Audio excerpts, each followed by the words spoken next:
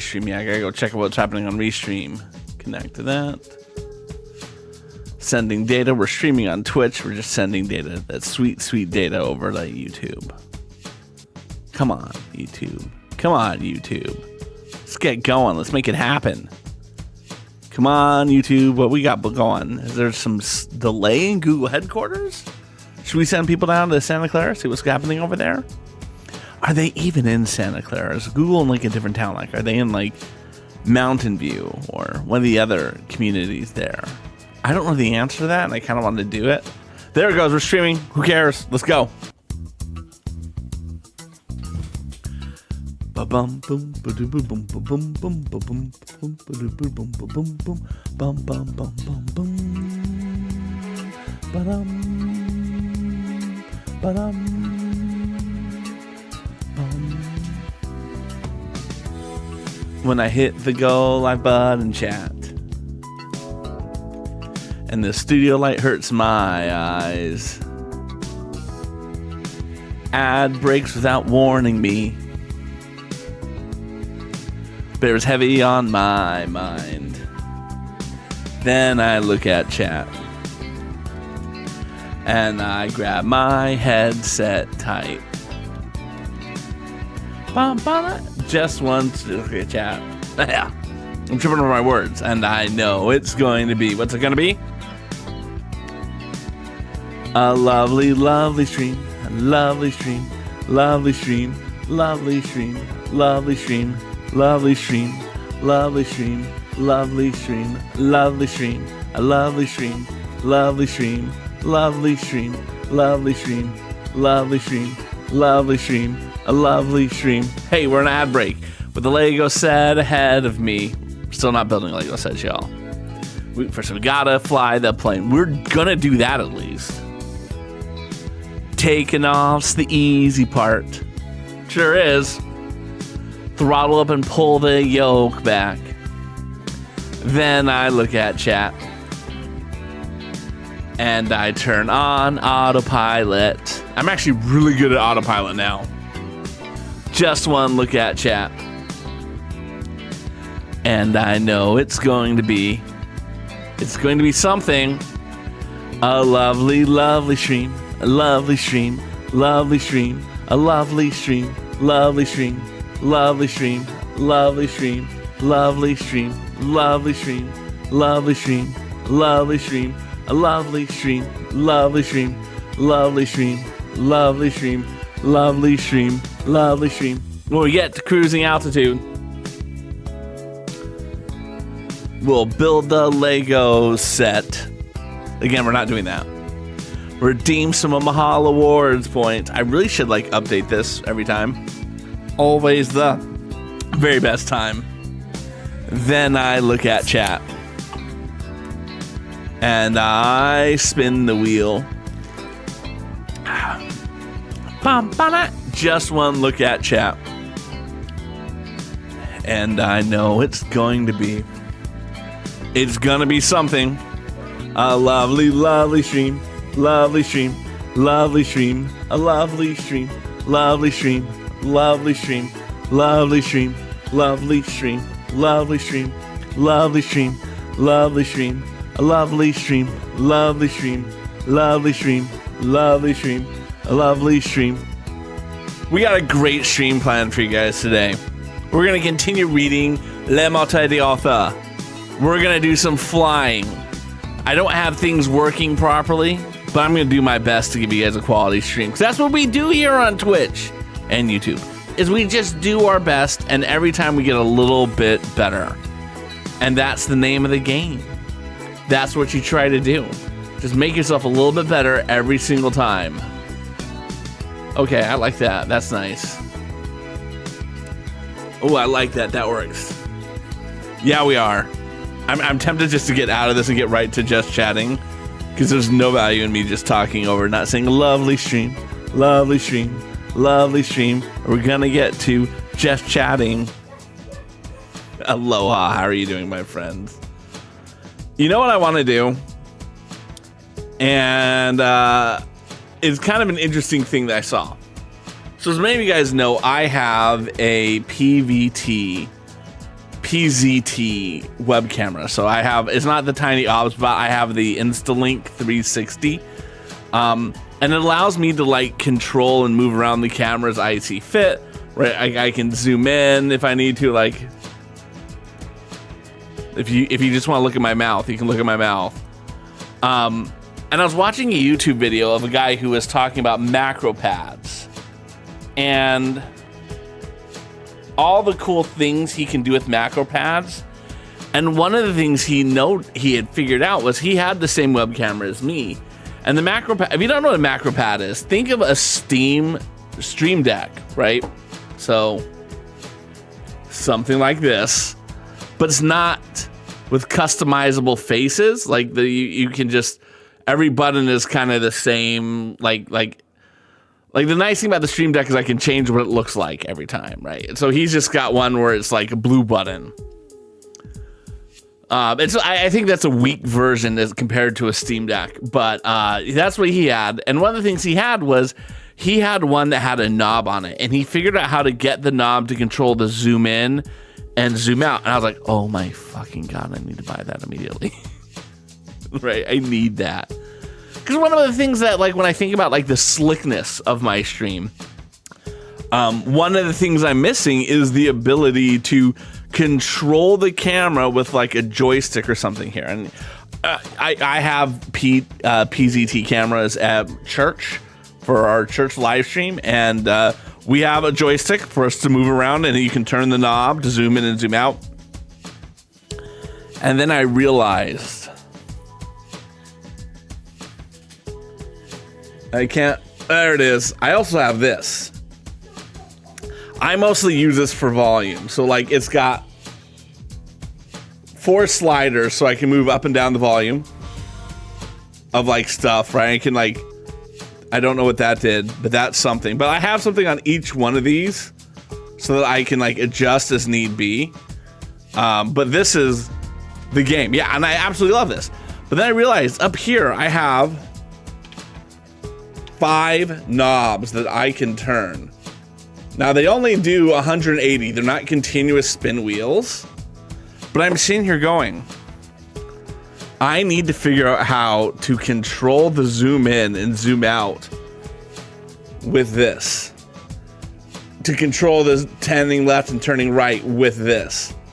Up and down with this. I need to figure out how to do that. That's like the next thing I need to figure out. But welcome on into the stream, Clover. Yes, if I got this when I was playing, and I don't know if you ever caught me doing this, but one of our Halloween traditions every year is that we play the Walking Dead, the Telltale games.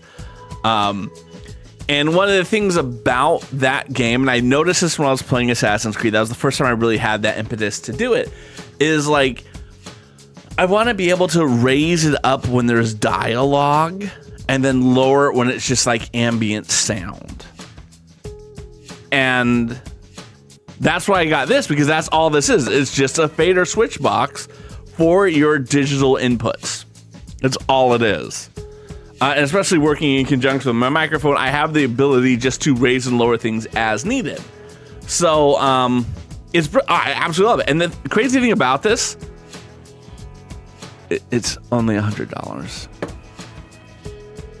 They have a cheaper one that's just like the knobs. That's like $50, I think. Oh, mahalo, friend. I greatly again. Like I think I always mention to people, when you've been streaming for as long as I have, you solve a lot of problems. Like when I think about where I started as a streamer, it's like, yeah, I had a webcam, and I was like excited because I had a webcam. And now it's like, what other cool shit I can do? Because that's what happens. You acquire gear, and then you upgrade your stream, and then you acquire more gear, and you upgrade your stream. That's just kind of what it is. It's a hobby, right? And I think about like woodworking, for instance, is another perfect example of that. I like doing woodworking. My dad loves doing woodworking. I, at 44, do not have the collection of tools that my dad at 80 has. I don't even have the collection of tools he had at 45 that I do at 45.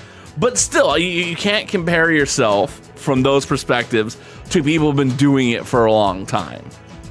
That's just the way that it is. Unless, of course, you have unlimited amount of money, which I don't have, and I'm not sure if you have unlimited amount of money, Clover. So do not worry. You will get gadgets like this as you do your things. But yeah, so that's the next thing I want to do is figure out how to control that camera with these knobs. I don't know quite how to do it, but I have to figure it out how to do that. Anyways, we have a good stream today. We're flying places. So let's get into that portion of the stream.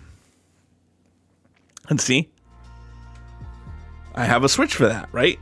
Whereas before, I'd have to go in, I'd have to use my mouse. I think the thing that helps someone get better at streaming is to give yourself physical controls of things on your computer. That is the key. Because anytime you have to use your computer, you're dealing with one input, your mouse. And every time you can take that away with a Stream Deck, with a PC panel, it just makes your life that much better. I'm gonna put that over there just so it stops leaning onto it. Yeah, okay, so we're doing this. I gotta come over here to this one. So we have to set up our stream. Bum, bum, bum, bum, bum, bum, bum, bum, bum. How are you doing though? I didn't get to catch your entire stream, but you were having a good quality stream. We're not. I think we're starting at Atbara. Yeah. We're starting at Atbara in the Sudan. And then we're going to Aswan. Aloha started, and we are just getting things going. I was talking about one of the things I need to figure out how to do from a stream perspective. I saw a YouTube video where a dude was taking a macro keypad that had a spinning wheel on it and was able to control the exact camera that I have so that you could pan up with the knob, pan down with the knob, go to the left with the knob, go to the right with the knob, zoom in with the knob, right? And he would press a different key to change what the knob was controlling. It was phenomenal. And then I realized on my audio board, I have little knobs. So why can't I control that with the knobs? So I have to figure out how to do that. I'll figure it out. Because it can't be that hard. And the reason I want to say it can't be that hard is don't look at my hands, camera. Nutty. I don't know if you guys know who Nutty is, but Nutty is a YouTuber guy who just provides tech and crazy tech ideas. And he figured out how to give chat the ability to control his camera, which is my camera too, right? So you could type in chat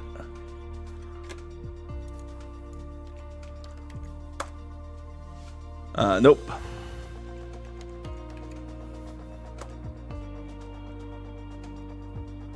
Okay, maybe I don't have it set up anymore. Yeah, he figured out how to do it, and I had set it up on my old Be Right Back screen where chat could type like tilt up.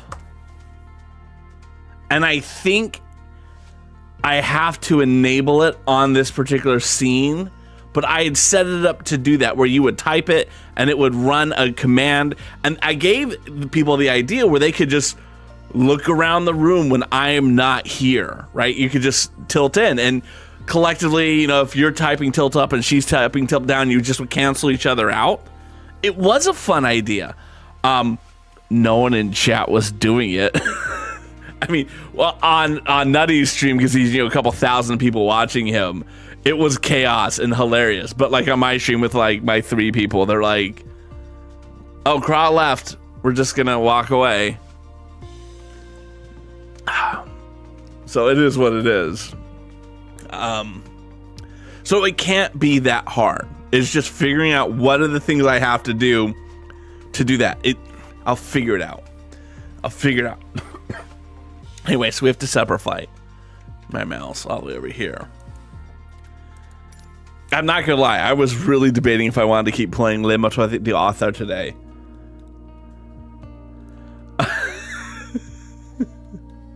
Again, I wouldn't want to give you guys the ability to do it during stream. It'd have to be a time when I am not at this desk. As sad as that is.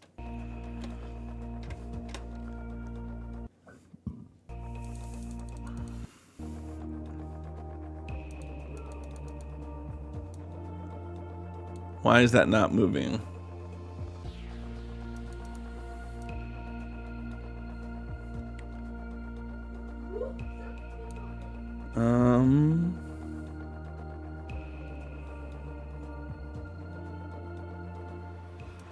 Turn off tracking. That's what I want to do. There it goes. Yeah. Oh, I didn't change anything that needed to change. All right, we got to come over here and we got to change things. So I'm going to go to 2 and then we'll change it over there.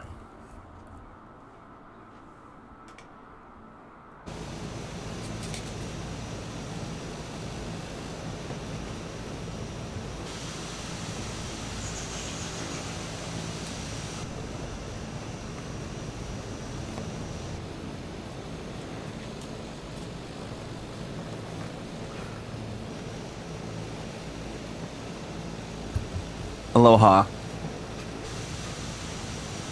Oh, all types of fun's happening in here. I'm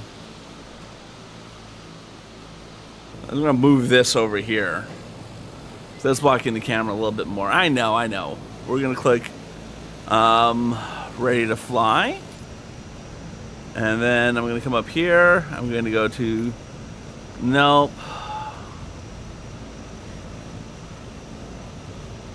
Weather, that's what I want to do. We want to change in the weather.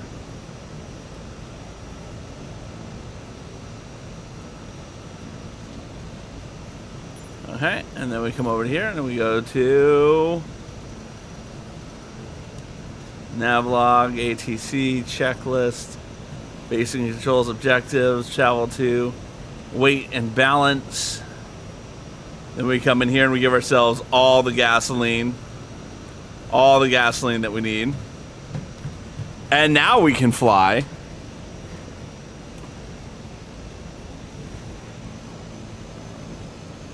Control, delete, there it goes. Let's do this. Good times.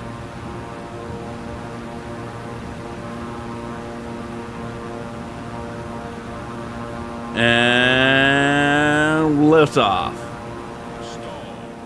Oh, I went up a little too hard. And my Beechcraft 801 continue for south departure. There it goes. My 6801 continue for south. My microphone keeps dropping.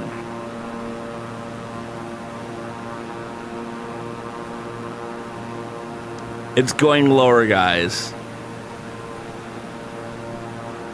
Let's set this up to altitude.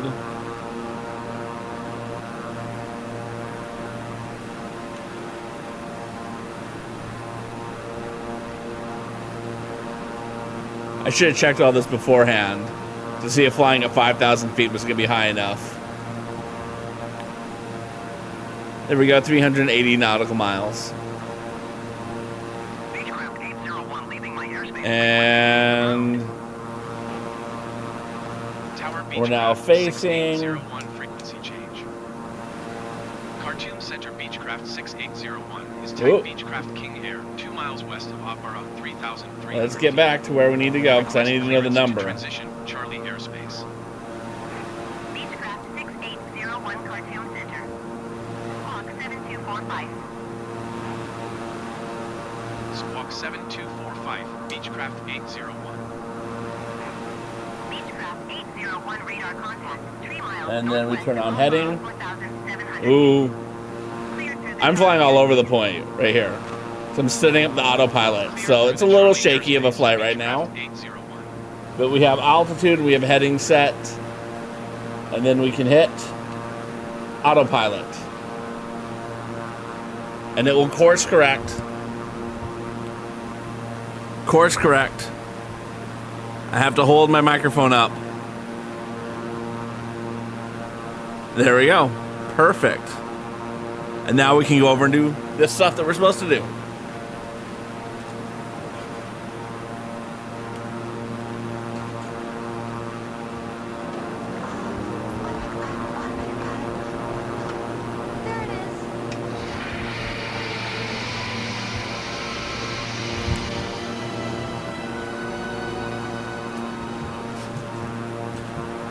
Aloha, welcome on into chat, Ami. Ami may be able to remember this. Ami, do you remember when I used to give chat the ability to change my camera? Like move it around?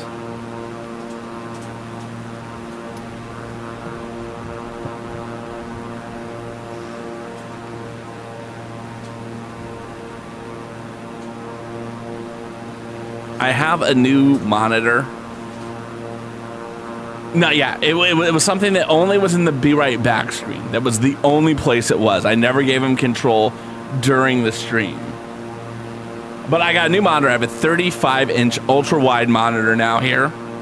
And it's kind of changed, like, where everything sits.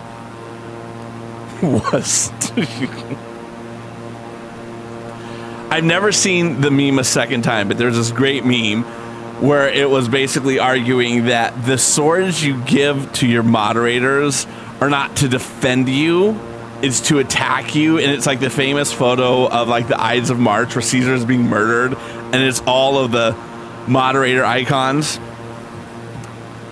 And Ami, of course, is living up to that title. So back to this wonderful thing. I'm not gonna lie, I keep debating how long I want to keep doing this, but like, I am going to see my uncle in like a couple of weeks. And like, I just want to give it the best play. You don't know what I'm talking about. Ami. And the reason why I kind of want to give it up is right here, this progress bar. If this progress bar was like here, I would feel it's attainable. But there's been a couple times where we've seen good progress in it. There's just not a percentage, and I just have no idea how it is. All right, so where are we in the story? We've got this dude Nefian. He's visiting us. He's telling stories. People think it's awesome. He's basically the Jim Carrey and Martin Scorsese of the universe at one time. Aww. Sorry to hear that. For those who do not know, me and Ami went out and we had some drinks and some food yesterday at a bar near us. And unfortunately, on her way home, she did run into some stuff. And for anyone concerned, her husband Toho also was there. But it was a good time. Yes, water still counts as a drink, right? Water still counts as a drink. Am I wrong about this? Anyway, we had a good time doing that. And that means of the people who are chatting right now, I think the only person who's chatting who I haven't met is Clover. So Clover, the clock is ticking, yo. I've met everyone else in chat in person. All right. It's the second night of Nefian's visit, and the excitement after the first night has endured. The great hall is again packed to the gills, and the audience is jabbering loudly. You and Guinevere enter, escorting Nefian, and the crowd falls into a reverent hush. The three of you take your seats, and without any introductory remarks, Nefian begins playing his harp. The audience is instantly enraptured by the heavenly sounds.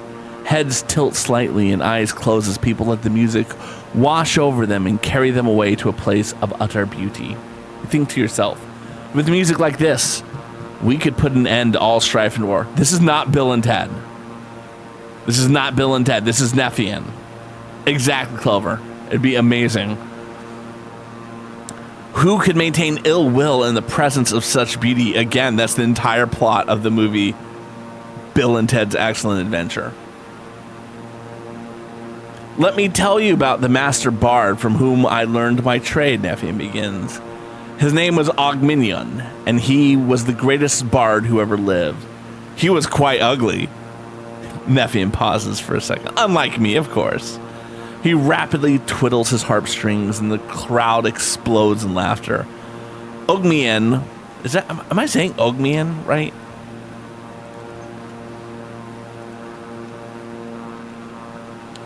And I would agree, Ami. I would agree, Culver. Meeting Ami is a lot of fun. I misheard it. Ogmian was old and bald. Damn, I feel called out right now. Well, I'm gonna change my whatchamacallit. See, this is why I need to have something that I can control my PTZ camera just right here on my desk. Ogmian was old and bald with sunburnt skin that was much wrinkled. I know that pain. He wore leather skin over his shoulders. Gotta get work on that. He carried a club, a bow, and a sheaf of arrows hung from his shoulder. He told the most magnificent stories with an elegance far beyond his own. I swear, he didn't need to use his harp. His words were music. The people adored him, and they built a shrine on top of a high hill to honor him. It was such a big megalith, about 12 feet high. The front face was made flat and even and was polished. On this, they cut out a relief quoting Ogmian with 100 thin, long, golden chains attached to his tongue. The other end of each chain was attached to a person's ear. Thus, they showed how his beautiful stories had enslaved them. Nephion plucks a rapid ascending sequence of chords to highlight the conclusion. The crowd starts to cheer. Nephion shouts, but the crowd settles down a bit. Ogmian told me that he hated that shrine because it made him look ugly, which you just called him. Nephion strikes a pair of discordant chords. The crowd roars with laughter and cheers. Nephion is seized with a coughing fit. Water is hastily brought to him, and after drinking, he manages to stop the fit, but the coughs are not completely banished. He leans toward you and whispers, I must stop and let my voice rest. You stand up and raise your arms and shout, Nephion needs to heal his voice. The stories are forever over for tonight. Don't forget to tip your waitress. The crowd is clearly disappointed, but they give voice only to calls for his health and recovery. You and Guinevere assist him to your room. You shall sleep in our bed tonight. Wow. Good to know. You tell him. No, I cannot in good faith sleep here. I must sleep in the same conditions as other people, Nephion protests. Nephion, I think it's best that you get a good night's sleep. Oh, Guinevere and I will sleep in the compartment next to this one, I was about to say. It is out of the question, Nephion says. I would be shamed to sleep in a king's bed. Would you?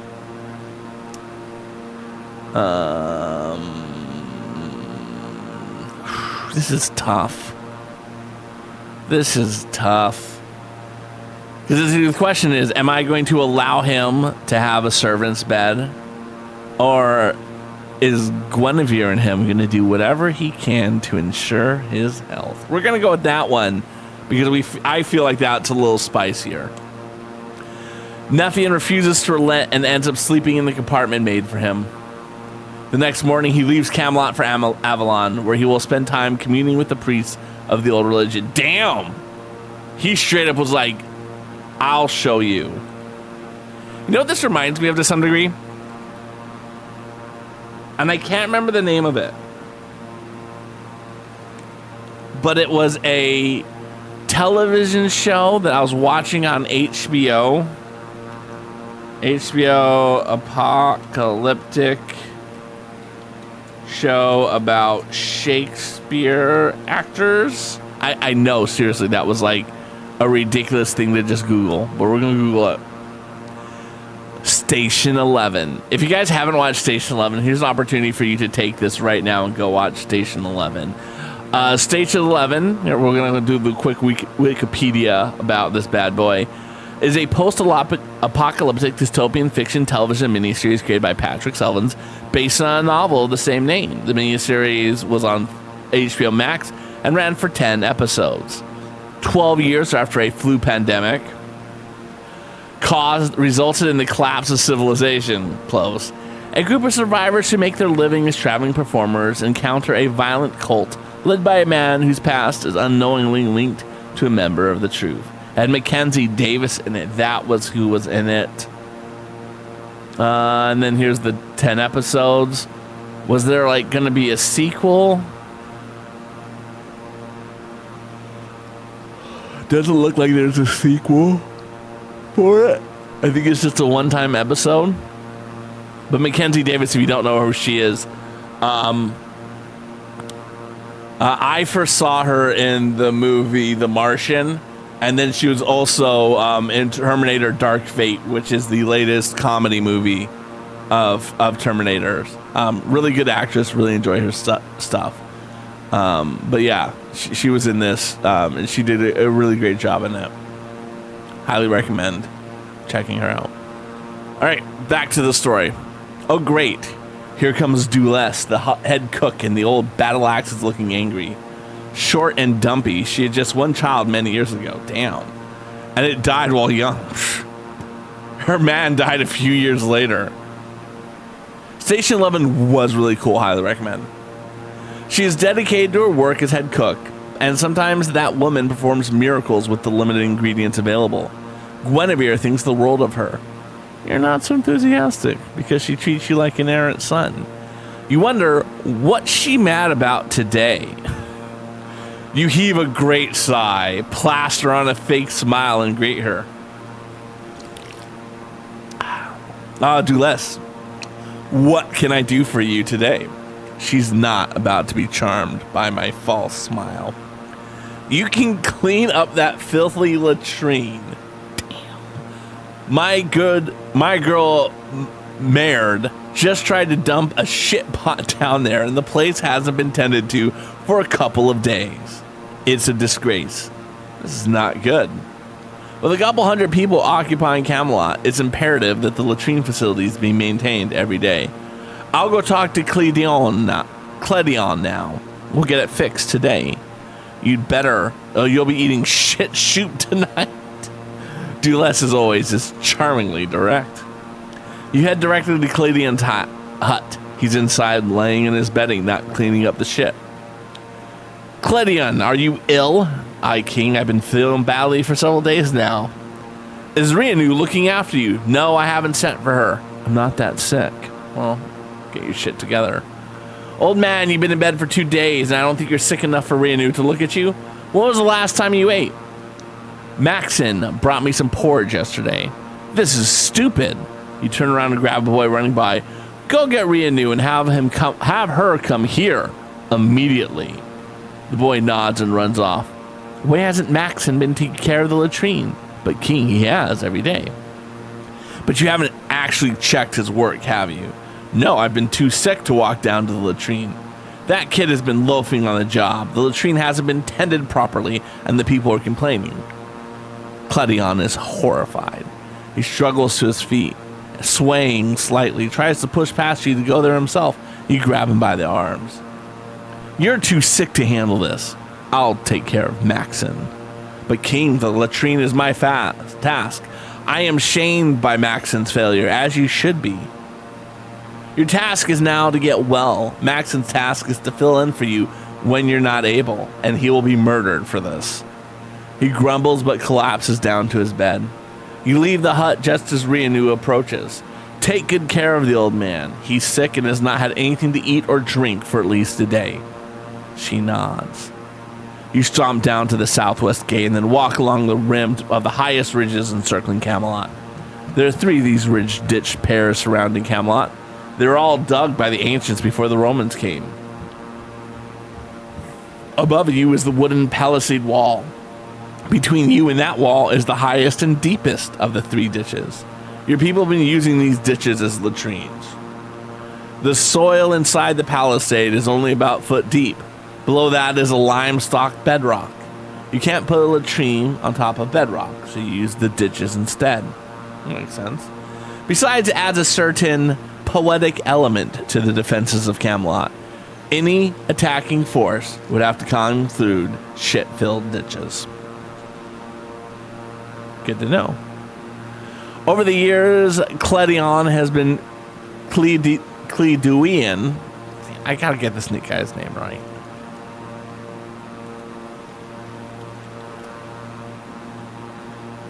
Kleduin has been maintaining the latrine. Every day he digs out a trench 3 feet long along the bottom of the ditch, throwing the dirt on top of yesterday's section. People bring their shit pots down and dump them into the loon clean section, which will be covered up tomorrow. You have reached the currently active section, and it's disgusting. There must be 3 days worth of shit piled up high in a small space. Maxian, who should have been tending the latrine in Clayton's absence, is nowhere to be found. You turn and walk rapidly back to the gate, ordering one of the 2 guards to find Maxon and bring him to your hall immediately.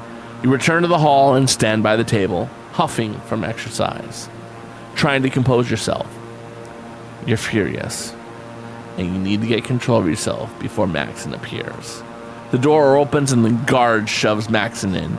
He's 19 years old, in the prime of his health. He should be out in the fields helping with plowing. His blue eyes sparkle with youthful insouciance? Insouciance. What the fuck does insouciance mean? Insouciance. Relaxed and calm state. Oh, there you go. Yeah. He really doesn't care what you have to say. Oh. No. Picking up the shit is not a cushy job. No. I want to murder him.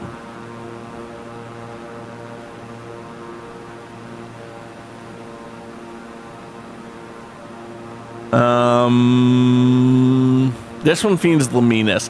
I've had it with your loafing. Shape up or you'll be plowing fields.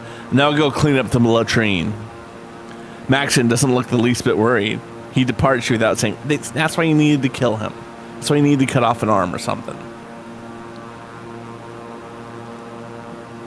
You're teaching Raparza, one of the 2 Catarfacts sword fighting techniques. The 2 of you are having at it with sticks. He certainly got a lot of energy jumping about, twirling, jabbing, and taking wild swings. This kind of thing is fine for a kid in his 20s, but at your age, this is all a waste of energy. You easily parry his grand swings, waiting for the opportunity. Sure enough, he makes a move that you can see will put him off balance at his next move. You push forward, blocking his downward swing with your stick, and simply shove him off. Off balance, he falls backwards. You place the tip of your stick at his neck. He's panting from exertion. You barely moved during the entire exercise. You offer him your hand, hoist him up, and then slap him on the shoulder.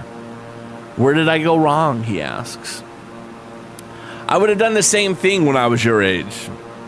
I just can't tell you how to do what I just did to you. You learn to watch your opponent's entire body, to feel his muscle tensions echoing in your body. You just wait until you can feel that he's about to go off balance. That's when you make your move. It's something you learn in your body, not your hand. The only way to learn is to practice for hundreds of hours. You'll get it someday if you live long enough. Raparza blushes. Am I saying that name right? Am I saying that? Where's my mouse? There it is. Aloha, book-loving builder. How are you doing, my good friend? Roparsh. I would have never guessed that. Book, do you know what we're doing, by the way, Book? Please let me know, and then I will, fill you in. Roparsh blushes. Don't worry, kid. I won't send you into anything that's dangerous until you're ready. Can we go for another round? That's when you know us, Riernan. He's about 13. Old enough for some light work, but not yet strong enough or smart enough for full-time responsibilities. He's hiding behind one of the huts, peering past it, towards someone or something. Riernan has a mean streak. In the past, you've caught up to the shenanigans that had a nasty edge to them. Your suspicions are alerted. Are you ready? Raparza asks. You look back at Raparza, and then back towards Riernan. But Riernan's gone now. He must have gone around the corner of the hut. Let's go with the second one. Just a second, I command, and run towards where Riernan was. As you reach the hut, you can see that Riernan is running towards Brennus the simpleton. who's weeding a garden and unaware of Rearnen's approach. You shout, "Hold it right there, Rearnen." He stops, turns to you, and sheepishly walks off in another direction. Yes, so this is my Uncle Chris is a video game developer from like way back in the day. Like he developed games for like the original Atari. He worked for them. He worked on Commodore games. He worked on early Apple games. He's literally written a book called Chris Crawford on video game design that a lot of kids read when they're learning how to become video game developers. When I was about 13, so about 1992 or so, he walked away from the video game industry because he wanted to build something else. And then he never did. Again, he's my uncle. I know him from just family gatherings and stuff. And it's just very interesting to like see his thing. Anyway, I go to his website every now and then just to kind of see what's happening. And then I noticed last year he released this interactive story world that's referred to as Le Morte D'Arthur, which means the death of Arthur. It's the King Arthur story. And in it, he says, and then he basically says, don't play this unless you hate your life. And so I said, I actually need to do it. Aloha, Darth. Like, yeah, Alex, I actually bought a copy. It was like $3 on Amazon. It's pretty sweet. I haven't read it yet, but I bought it. Yes, I love the choose your own adventure books. They're always so much more fun. They're always so much fun. I enjoy choose your own adventure so much. So this kind of reminds me of it. Again, I don't know all the programming work that he went into this. So I can't talk trash about that, but I just feel like too often than not,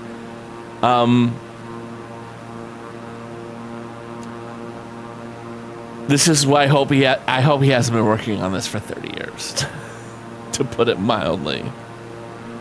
But yeah, that's what we're working on. One of the things that annoys me is like I don't know what percentage of progress I'm doing. It's just a little bar, and then, again, that's one of the problems, I think. But we read a whole thing and then we pick a choice at the bottom. Yeah, that's what this is all about. A rider dashes in. Is Torich Tuieth? Anal Nathrak, not again. That Orth Vas Bethrod Bor, out near Tantun? You ask? Yes, this time he killed a shepherd boy, only 10 years old. While he was at it, he killed a few sheep, apparently. Just for fun, we'll have to organize a hunt to finish him once and for all, you conclude. The locals will put together a couple of huts for themselves. In both huts, Torch Tuieth killed a few of the hunters and got away. He doesn't just knock them off the horses. Once they're on the ground, he goes in for the kill. He's got huge tusks. I see. This will have to be a big hunt. I'll gather the best pig hunters from everywhere. You go back and tell the people that we'll gather in Tantun in 6 days. Yes, Arthur. And the rider departs. This is interesting. This is the first time I've ever seen this. So it feels like this is where a question should be, but there isn't. You've sent riders to all the kinglets asking them to send their best hunters and dogs. And I feel confident, by the way, in saying that, because we're like 10 hours into this. Out to all the kinglets asking them to send their best hunters and dogs. It's been 6 days now, and they're all gathered here at the Tantun village, with a notable exception of anyone from Mordred. He hasn't even bothered to send an excuse. Typical. All in all, you've got 26 hunters and about 40 or 50 dogs. Kutana, your dog, of course, is right there beside you. You wouldn't deny him this adventure. The village doesn't have anywhere near enough supplies to keep this crowd fed for more than a day. So you quickly call everyone together to explain the ground and the plan. You'll head due south, climbing up to the top of a long east-west ridge. then spread out on a north-south line and start sweeping westward. Got all that? Half a dozen locals who know the terrain will be spread along the line. Over a scant dinner, the men will discuss details with each other. You're seated next to an old fellow. Weren't you at Mount Badon, you ask, not recognizing him, but wanting to give him the opportunity to share some camaraderie. Not at the battle. I was in Kinglet Tehran's contingent, and he assigned me the task of escorting home some men who've been wounded in the primary skirmish. I've always resented the fact that I wasn't there for the great victory. You contributed, just not as much to the victory as any other man. Victory comes from more than just swinging a sword. For every trooper on the front line, there's another man behind him growing food, mining ore, making weapons, caring for horses, or any of the other 100 tasks. By the way, I'm Arthur. What's your name? Saibut. That's certainly an odd name. How'd you come by it? Dude, all these people have weird names. Saibut is actually par for the course, as far as I'm concerned. He was my grandfather's. He was a Pict. At least he lived amongst the Picts. But he got caught up in some clan war and had to flee Pickland. He escaped up to North Wales, where he married and settled down, but he died fighting Irish raiders, giving my grandmother and mother enough time to escape. Grandma and Mom ended up in a village west of Glenchester. Mom met Dad there. They got married and had me. Mom insisted on naming me after her father, who had died, so that she may live. There are too many people with stories like yours. Damn. That's cold. It's like, you think you're special? Your dad died to save your mom's life. There are 30 guys over there with that backstory. Although, I don't know anyone with a name like yours, you chuckle. Damn. You're the most common person in the world, except for your terrible name. That's basically what that whole last sentence was. The group sets out at first light. You reach the top of the ridge at sunrise, and you give your final orders. Remember, stay in voice range of the hunters on either side. Call out when the old hunter interrupts you. We know how to conduct ourselves in the hunt, Arthur. If I had a button to kill him, I would press that button. Of course. Sorry, you admit. The hunters spread north and south, and the line starts moving forward towards the west. The dogs race forward, barking and yipping loudly. Kitana races forward too. I'm glad that the dogs knew the plan. That seems like very convenient. The forest is so thick that you immediately lose sight of your companions on either side. You can hear them calling out their names every minute or so, just as you do. Torch Tooth has chosen his ground well. The steep terrain and thick forest quickly break up the line. You can hear shouts from far ahead of you as well as shouts from behind you. The dogs seem to be everywhere, barking loudly, but they haven't caught the scent yet. So how do we know he's there? The dogs don't think he's there. Why do we think he's there? They have a special bark they used to tell everyone, I've got the scent, and you haven't heard that yet. Just saying. This is more frightening than battle. At least in battle, you're among your men. Here, you're all alone. In battle, you can see your enemy, but here, Torch Truith could charge out of his hiding spot. He could come from behind and take down Invictus before you realize what's happening. Your neck is already hurting from the constant rubbernecking. Your right hand is starting to hurt from gripping your lance so tightly. You must deliberately remind yourself to loosen your grip. If we're really lucky, he's gonna die. Now there's a big rock outcrop directly in your path. You have to go around it, but should you go to the right or the left? The last shout you heard came from your right, so you decided to take that route. The ground is especially steep here. Invictus hugs close to the rock as he gingerly steps forward. Your fears imagine Torch Tooth pouncing down from the rocks above. You try to calm yourself with the reminder that a boar as big as Torch Tooth would break all his legs if he jumped down from such a height. It's a boar. He's acting like this boar is Rambo. Right? Am I the only one feeling this drastic overreaction to a boar?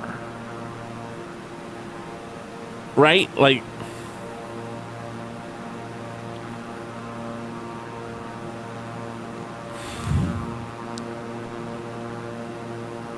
what boar is planning to attack someone from on top of a ledge? Like, what boar is like, wait for a minute, wait, hold. He's bringing the drama. Precisely, Clover. You emerge from the barrier into an open, small area and sigh with relief. Here you would have a few seconds warning if Torch Tuith were to charge you. Again, he's a boar. You pause to listen for identifying shouts. Nothing. You wait for several minutes. Silence. You strain your ears, remaining stock still as to not make any interfering noises. But the silence is complete. You are all alone. You're too experienced to feel panic, but your mind is racing.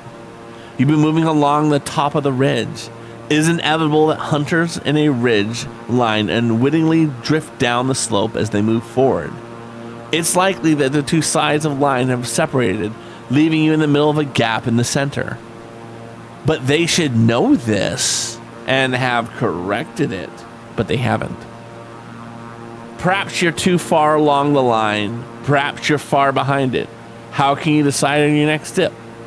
And then you see him directly ahead of you at the far edge of the small open area. Rambo the boar. His tusks are long and his neck is thick. This is the most powerful boar you've ever seen. He's standing quietly, sizing you up. You instantly recognize why the peasants say he's a demon. He is assessing you with unnatural intelligence. You can see the wheels turning inside his mind as he takes in the size of Invictus, the stability of your saddle, the length of your lance. Now, he's looking you right in your eye. See, this is why I need the little thing to do this. There. He's looking you right in the eye, judging your courage and skill. You could swear that he's looking directly into your soul. He's trying to unnerve you with his intensity of gaze. Two can play the same game. A thin smile of confidence creeps into your face. You sit up straighter in the saddle. You roll the fingers on your lance in sequence and you slide your tongue. Is this a porno? Like, am I missing? Am I reading this wrong? You can slide your tongue along your lips, slowly and deliberately. I think this is a porno. A shadow flashes across Rambo the boar's face. He's changing his plan, but you can't tell why or how.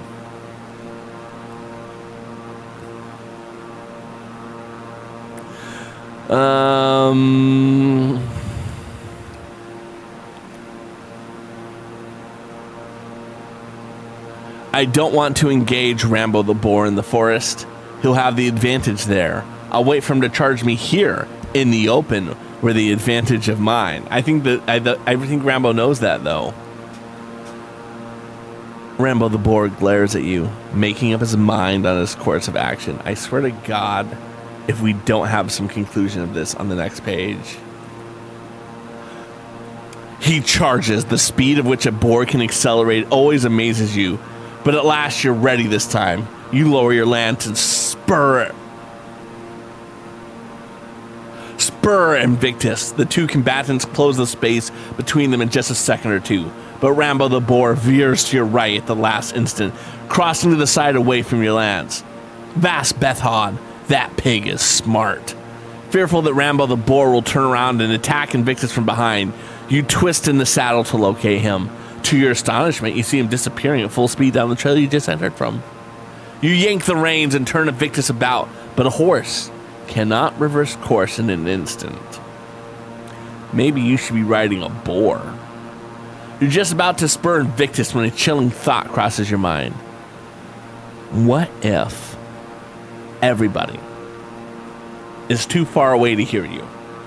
You shout, "I've got Rambo the boar," and listen carefully for a response. Again, you shout, "I need help. Who can hear me?" But again, the only response is silence because you're tweeting on Twitter and not Threads. Then your hopes sink as you realize that this was Rambo the boar's plan all along. He's faced many hunts, and he has learned that hunters always drift downhill as they move. No, he hasn't. On a ridge like this, the hole in the hunter's line always opens up. He knows to wait along the top of the ridge and then dash down through the gap to escape. By now, Rambo the boar is already out of reach. Moving downhill, he can cover a lot of ground in a matter of minutes. He's beaten you. There's nothing to do but left to return to Tanton and await the arrival of the other hunters. Sadly, you slip your lance back into its holster and head down the ridge.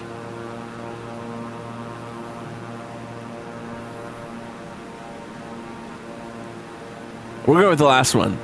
Wouldn't it be fabulous if I could somehow recruit Rambo the boar to be one of my troopers? You're playing 5D chess, exactly. He would certainly terrify the Saxons. I laugh to myself as I head down the ridge to Taunton. I just have to do something real quick with that thought process. It is Adobe AI. Oh, Firefly. If you never have used Firefly, Firefly is like Adobe's generative. Like, you type some words into it and then it builds something. So I'm just very curious. I'm going to copy and paste what Clover just wrote, because I'm very curious what that picture is. Are you guys ready? Are you ready to see what AI does with the sentence, Rambo the boar out here playing 5D chess?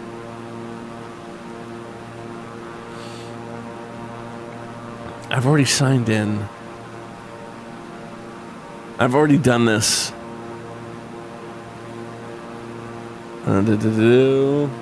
Okay, luckily that is not on the screen.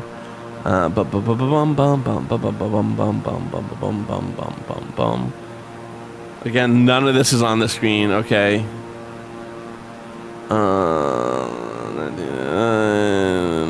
I need to put on birthday, but luckily none of this is being broadcast on Twitch. I swear I've done all this. Okay, here we go. Agreed. Generate. Let's see.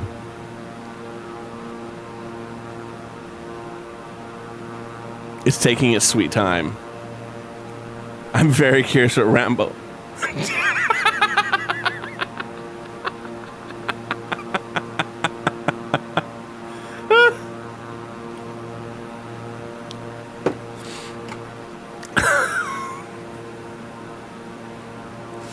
All right, okay, what else we got?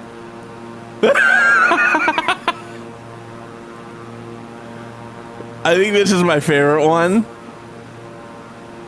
I think this is my favorite one.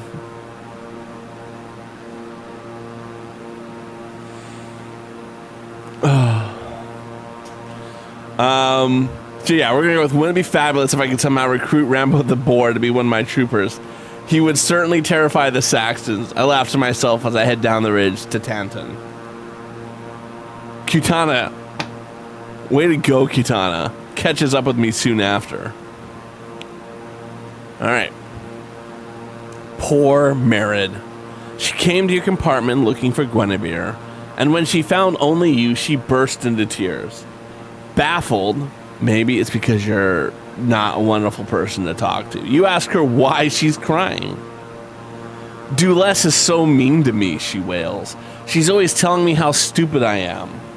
You listen to Duless, that's your first problem. She's always watching me, and I get nervous and make even more mistakes. She's threatened to send me out to the work in the fields.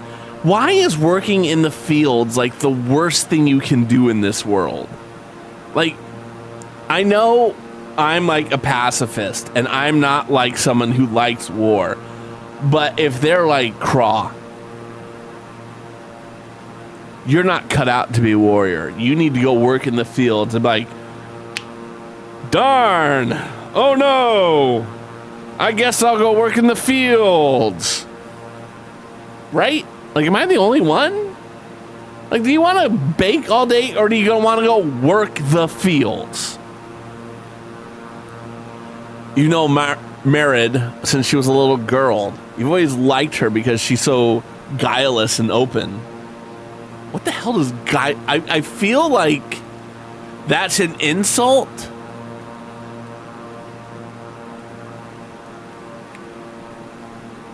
Devoid of guile, innocent without deception.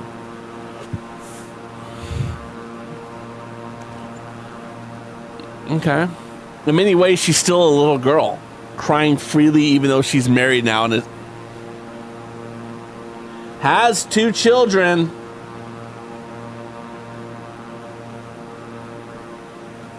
In many ways, she's still a little girl even though she's married and has 2 kids of her own. She's not particularly pretty. Her black hair is cropped short and her teeth are scattered randomly around her smile. But she's got a good heart, which is so much more important in your eyes. Still, it's not prudent to be alone in a bedroom with this woman. Why? Why?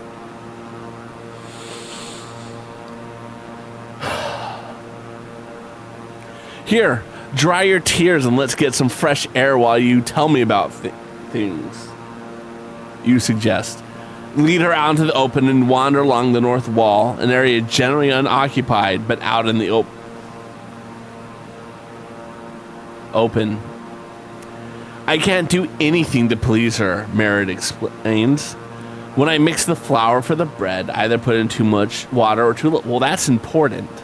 When I knead it, I always do it wrong. When I bake the bread, I either leave it in too long. Again, these are important things. You can't half-ass those parts of the process. You can't. Duless is certainly a perfectionist. No, she just wants the bread to be made properly. She never approves of anything I do. Well, maybe because you do things wrong. Even when the bread never comes out perfectly. Get it out of your face, Merid. Even when the bread comes out perfectly, despite the fact you use too much water or too little and you don't leave it in the right ways, and everybody likes it, maybe they're just being nice to you. She finds some tiny fault with it, like you burnt it. Well, Duless is hard on everybody. She even tells me off sometimes, you admit. You deserve that too, Arthur. I don't know if Merid starts to say, Arthur, Arthur. Mugala approaches and butts in. I need, not now, Mughal. You wave him off. Merid is already looking worried and might decide to go hide her feelings. But this is really important, Mughal protests.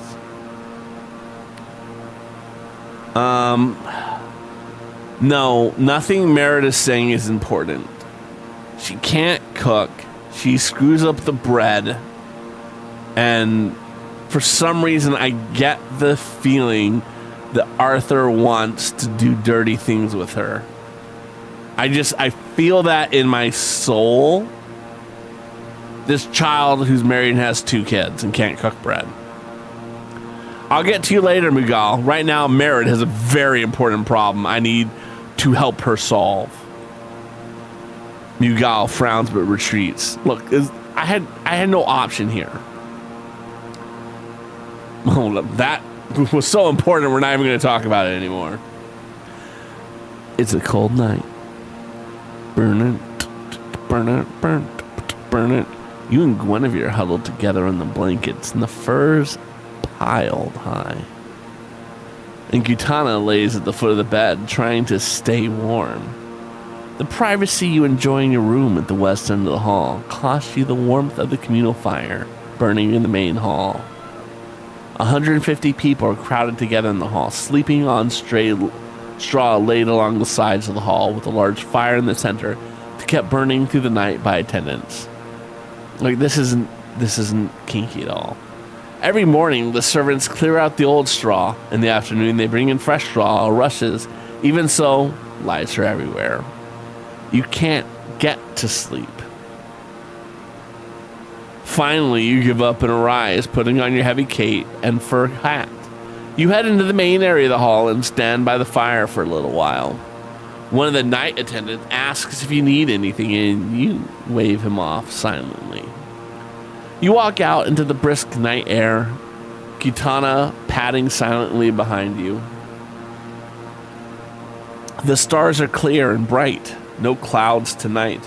You note Jupiter in the southwest and smile to yourself, remembering your uncle's attempts to teach you to read and write proper Latin. Juniper quae in caelo est, Jupiter who is in the sky. You learned a smidgen of formal Latin, but you speak everyday Britain. The only person who can read genuine Latin is Merlin. You stroll over to the northern palisade and climb the ladder. The sentry nods in acknowledgement. So tell me, you ask in a facetious tone, is there anything out there moving at all? Foxes? Hares? Saxons? Not a thing, Arthur. I've got good night eyes and I haven't seen anything tonight. You must be lonely standing here all night long. You surmise. No, I don't mind them. I just watch the stars. There are thousands of them. I've got to know them all. All of them? You ask incredulously. There are so many. You can't possibly know them all. I sure do. When you have all night to look at them, you recognize particular stars. Here, let me show you. The big square marking Lur, the white horse, the goddess Epona riding him. Oh, I'm familiar with Epona and Lur. Now you follow the double lines of the stars making Lur's trail to the low of the sun god. Yes, I know Lur. What you don't know is that one of Lur's stars weakens every 2 or 3 days. Right now it's at full brightness and the second brightest star in Lur's. Well, I just can't keep this up. Sorry, guys. What do you mean by weakening, you ask? It grows fainter, then after some hours it brightens back to normal. How do you know this? I've seen it. When you watch the skies all night, you notice things like that. That's amazing. It's called a UFO.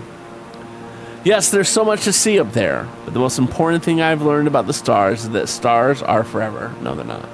Down here on Earth, all things will eventually wither and die, but the stars live forever. No, they're not.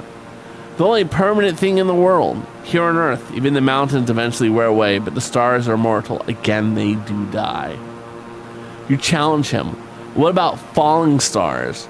Aren't they stars that have died? I wasn't even thinking about that. Those aren't stars.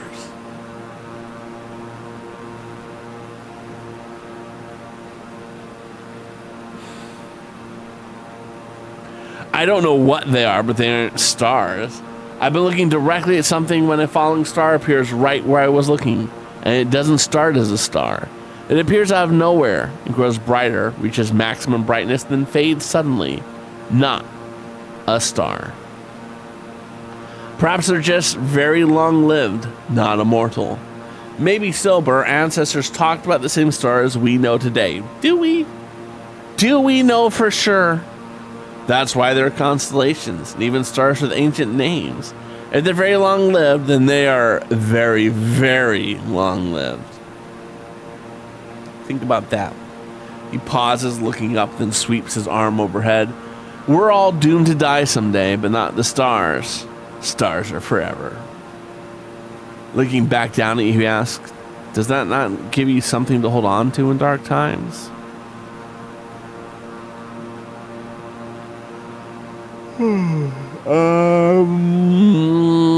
The first one seems lame. The last one seems even worse. We're going with the middle one. Stars may be forever. They're not. But there's nothing about them that can help down here on Earth. They're no better than dreams. Damn. I just straight got nothing from that.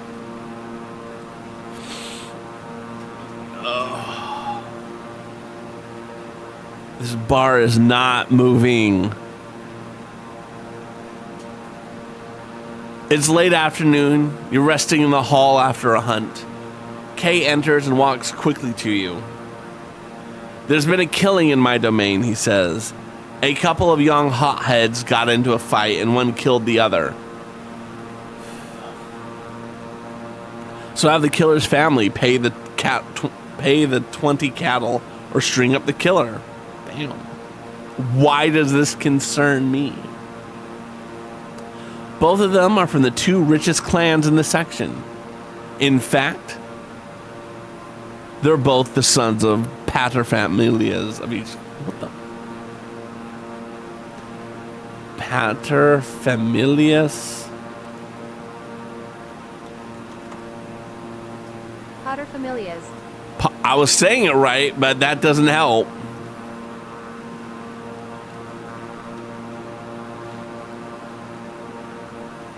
The paterfamilias was the head of a Roman family and could legally exercise the autocratic authority over his extended family. The term is Latin for father of the family and owner of the family estate. The paterfamilias is the oldest living male in the household. His family consisted of his wife, his children, his slaves, and other relatives. Got it. I'm going to take a bio break, because that hurt my head.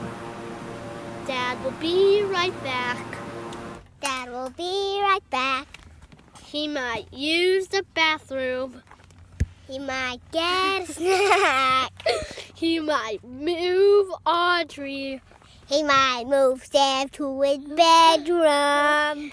He might move Maggie. He might go to get a snack or a drink in 5 minutes. He might be right back in 1 minute or 2 minutes. 3 minutes. 4 minutes. 5 minutes. 6 minutes. 7 minutes. 8 minutes. 9 minutes. 10 minutes. Or an hour. If you see a streamer's name pop up in the chat, he might come to rate someone. He might just come to go. He might just come to go to the bathroom also. And please don't say you need to go poop. And I was ready for the grand finale, and we all shout, he's gonna be right back. He's gonna be right back. Dad will be right back. Dad will be right back. He might use the bathroom. He might get a snack. He might move Audrey. He might move Sam to his bedroom. He might move Maggie.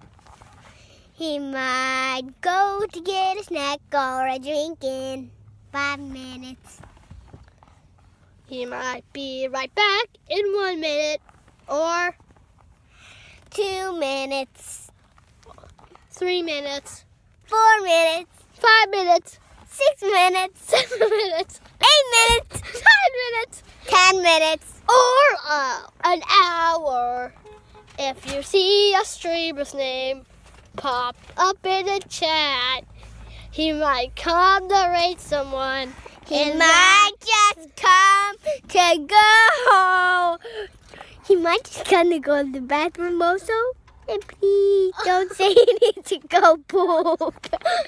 And I was ready for the grand finale, and we all shout, he's gonna be right back. He's gonna be right back. Dad will be right back. Dad will be right back. He might use the bathroom. He might get a snack. He might move Audrey. He might move Sam to his bedroom. He might move Maggie. He might go to get a snack or a drink in 5 minutes. He might be right back in 1 minute or 2 minutes. 3 minutes. 4 minutes. 5 minutes. 6 minutes. 7 minutes. 8 minutes. 9 minutes. 10 minutes. Or an hour. If you see a streamer's name pop up in the chat, he might come to rate someone. He might just come to go. He might just come to go to the bathroom also. And please don't say he needs to go poop.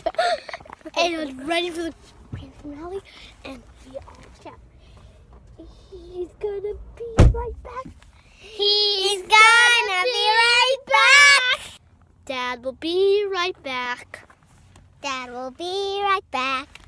He might use the bathroom. He might get a snack. He might move Audrey.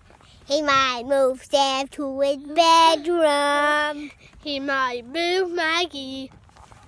He might go to get a snack or a drink in 5 minutes. He might be right back in 1 minute or 2 minutes. 3 minutes. 4 minutes. 5 minutes. 6 minutes. 7 minutes. 8 minutes. 9 minutes. 10 minutes. Or an hour. If you see a streamer's name pop up in the chat, he might come to rate someone.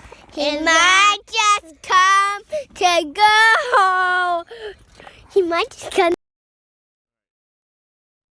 I'm back. I can't read this anymore.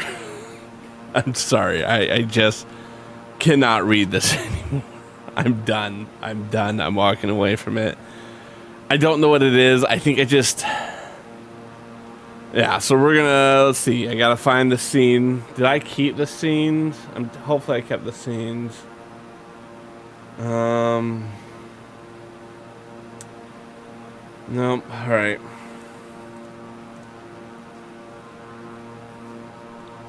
Nope. Nope.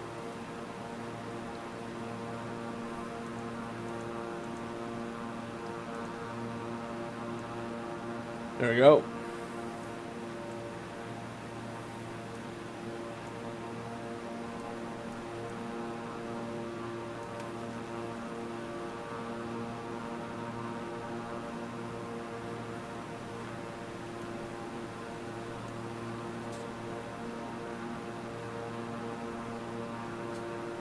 Hi. So, yeah, I'm done. I'm not reading that book anymore. I'm not reading that story world anymore. So I'm setting up to build a Lego set. I apologize to anyone who's like, oh, but I really wanted to hear the end of the story. No, you don't. No, you don't. No one wants to hear the end of that. No one does. I'm done. I'm walking away. Mentally, I'm exhausted from it. I'm changing midstream what we're doing. That's how much I don't want to do that anymore. And we're going to build a Lego set.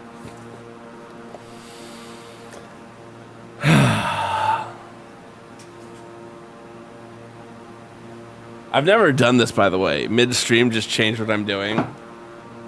Yeah, I'm never going to try to get like my whatchamacallit out.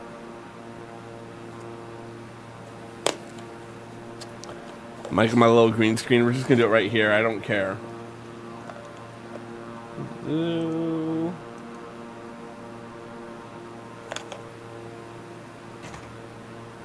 There it goes. And I want to rotate that. Transform. Boom. Yeah, that's exactly what I wanted. I want it to be like this so that it's like I don't have to move things around. But I want it to be able to be read properly. So let's come into here. Transform. Flip horizontal. There. Perfect. Now it's like the right way for everything. So we're going to build this because I feel like this is as close to like honoring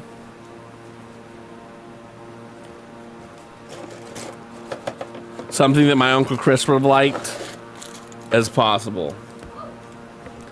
All right, so there's a couple different bags. Let's set up a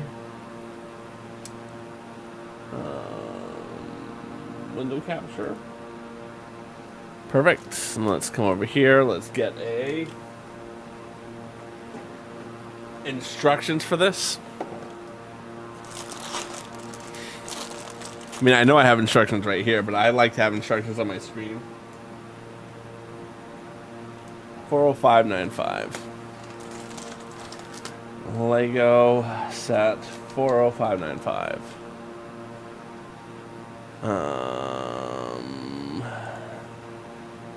And there it goes. Oh, look, feedback is a gift. Bum, bum, bum, bum, bum, bum, bum, bum, bum, bum, bum, bum. Building instructions. One PDF.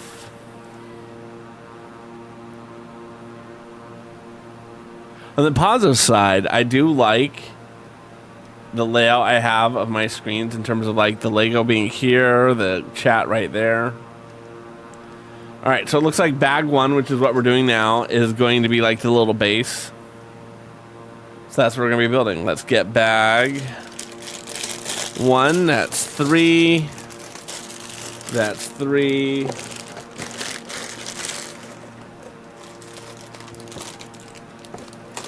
That's 2 and 2. And bag 1. Perfect. Let me go get my little sorting tray.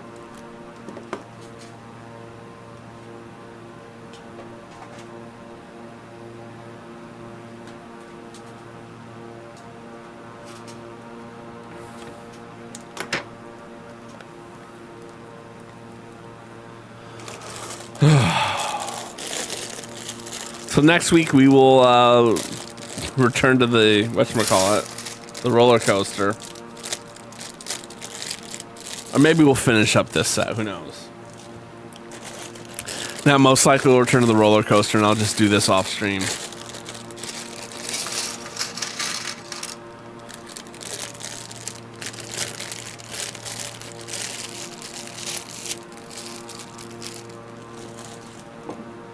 I'm using this half a cup of coffee to put my Lego bags in. I really like that. That was an impromptu decision, and I'm happy with it. How are we doing on our flight, by the way? We're 133 nautical miles.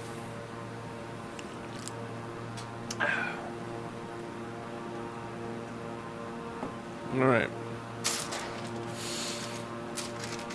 Let's put plates, bricks, plates, bricks, brick, brick, brick. These are bricks, bricks, brick, brick, brick, brick, brick, brick, brick, brick, brick, brick, brick. These are specials. These are plates. All right. Okay. Brick, brick, brick, brick, brick, bricks. Let's get all the bricks into the brick compartment.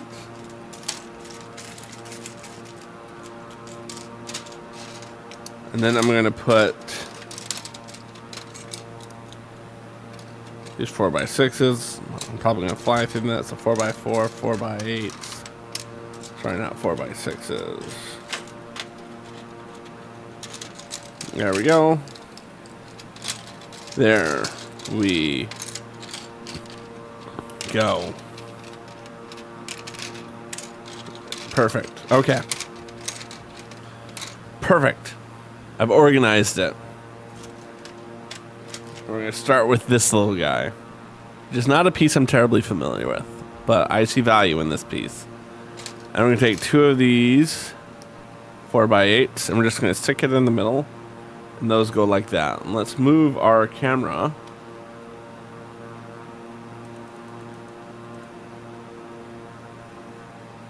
There. All right, cool. So how's everyone doing? I just couldn't. I like went to the bathroom and like, I'm not saying I had a mental breakdown, but I just was like, why? Why am I doing this still? I honestly did not care anymore to know what's going to happen. And I honestly do not care to see my uncle and, like, tell him that.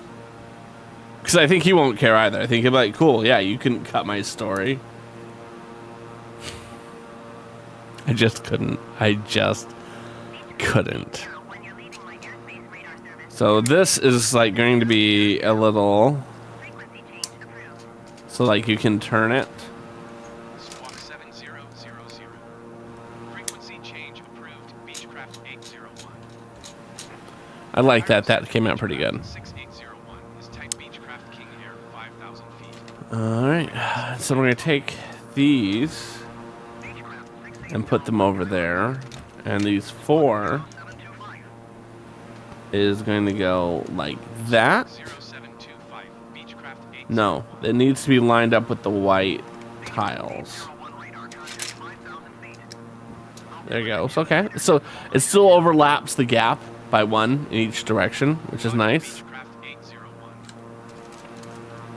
And meanwhile, that is going to go just on there like that. Because I bet you that's what's going to spin, whatever's on there. Cool. Now we take these 2 extra pieces. And we add them on like this. I think this is going to be a really cool set to kind of have hidden in my Lego cities. And like that's what I'm looking forward to the most about this set. Is how do I hide this? How do I bury this in the city so that it exists, but you don't expect it to exist? This, of course, was a gift with purchase set. That was given to me as a holiday gift, which I fully support. All right, and then that's going to click just in like that. All right, and on both sides, they're going to put this 1 tan brick. Very nice. It feels like a game controller right now. Pew, pew, pew, pew, pew. All right, and then to hold those on, we're going to take a 3x1 on each of them. And that's going to give us some added support. And then we're also going to take these 2x2s. And where are we going to put them? They're going to be 2 over on each one of these. So again, we're just adding some support. So they're going to be in line with that. Okay. And then that's going to go along the bottom.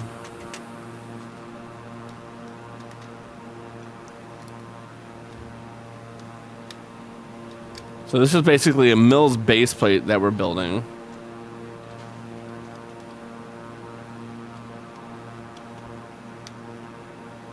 That's conceptually what we've just built. And then we're going to take one of these and just lay that across like that.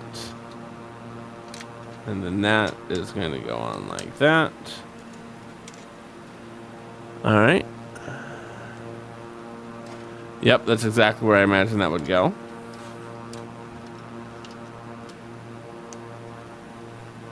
Again, precisely where I imagined it would go. And then we'll take the 4x4s, and they're gonna go there in the corner. Like that.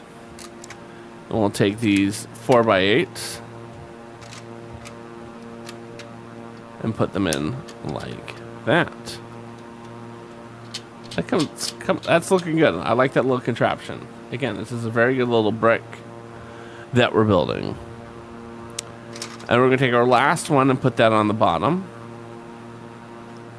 And then we're going to use this and some browns to fill in the hole. So again, it can still spin and you still have access to it. Very cool. And now we can start building up from there. Oh, I still have 2 more bricks. that I just didn't know about.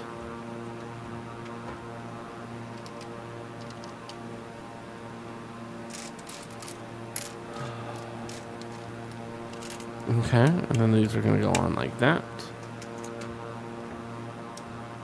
And then that's going to go in there like that.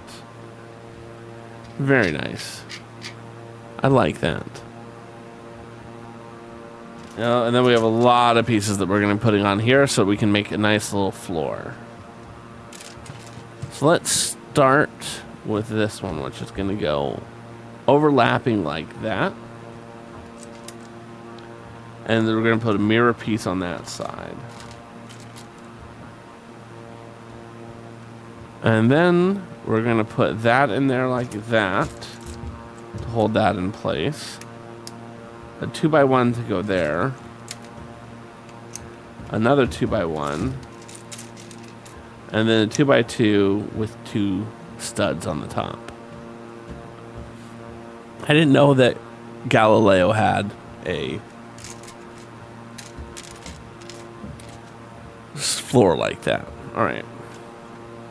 Again, now we're going to be taking these 2x2s that have the corner cut off.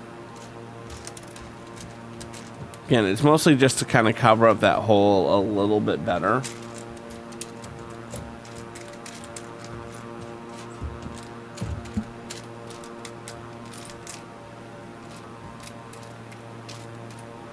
There it goes.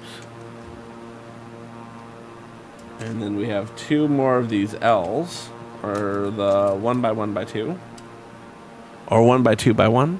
Depends on what you want to call it. Oh. This is a very nice little mosaic they're making here. We'll put those into place. I'm going to actually bring my... Nope, wrong direction.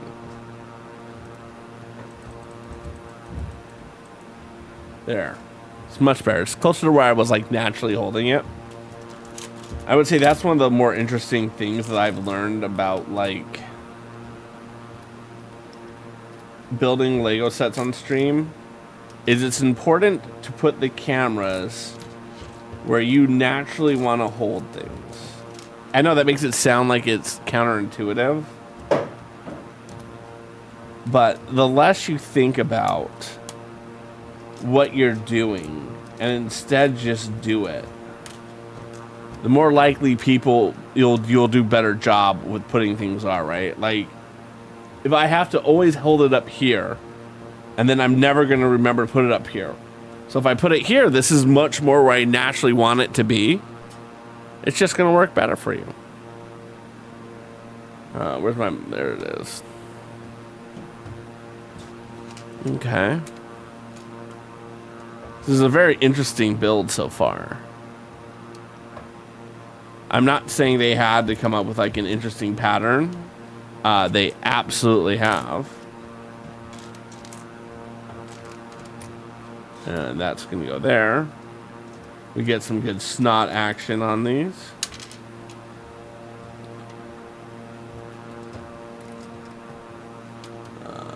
Nope, that's going to go there.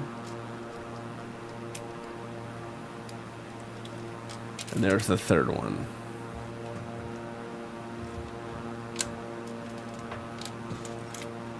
Okay. So again, I appreciate having these 2x1s, but they could have given me 2x2 tiles, and that would have been just fine. Unless, of course, there's like a cool design that's going to happen on the floor that I just don't know about yet. And it could be just that.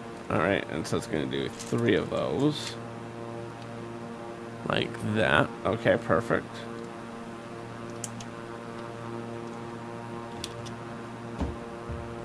Like that. And then we're going to need 2 more to just kind of jump out, flay out. Like that. Also, I apologize if anyone who's like was here and is like, but I was really enjoying the story. I'm sorry. I just can't anymore. I gave it my best effort. I just wasn't enjoying it anymore. And that's the most important thing when you're doing any type of streaming, is that you have to do things that you enjoy. Anytime you're doing something just because, like, right, it's not the same.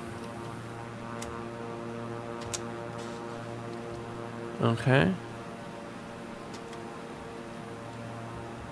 Perfect. Okay, okay. And then that is gonna go just in like there. Okay, it's very nice. Again, we're tiling this completely at this point. Boom. Boom, okay.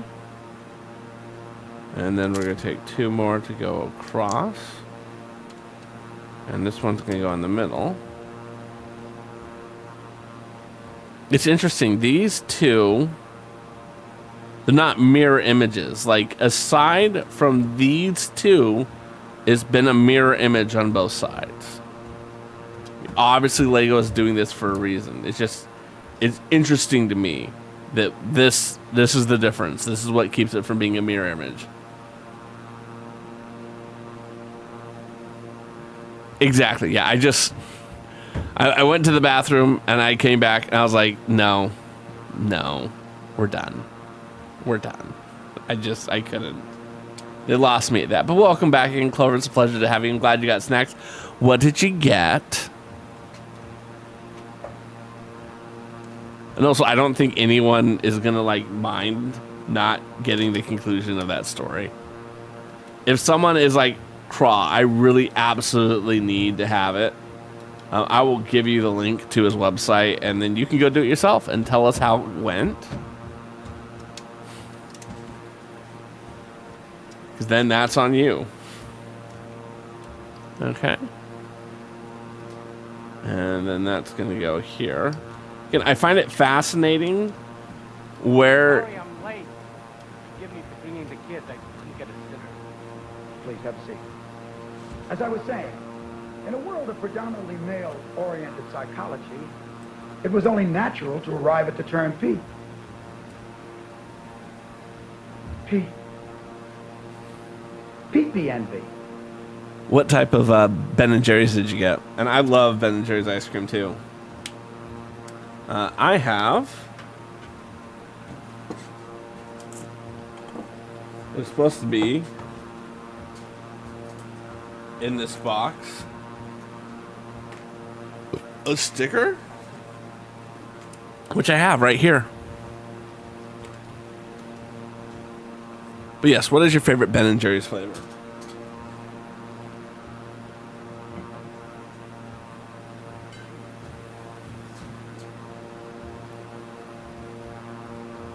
So yeah, I grabbed this set because this is one of the smaller sets that I have not built. And my uncle is a big fan of like astronomy and whatnot, so I felt like this is honoring what he would be into. And again, it's one of my smaller sets. 70 miles out. So we got through bag 1. Very good for us. And now we're on to bag 2. And I kind of knew that this set wouldn't take a full 2 hours. Right? Like, I just kind of knew it wouldn't take a full 2 hours.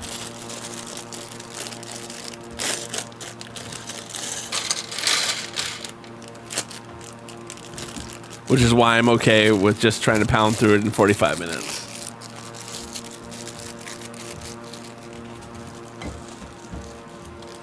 And then we can open this one over here.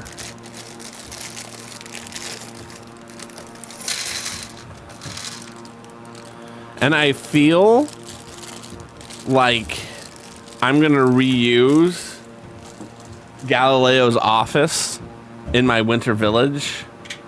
I don't know where else I would reuse it. but I feel like I could easily reuse it. Brick, brick, brick. Brickalodian.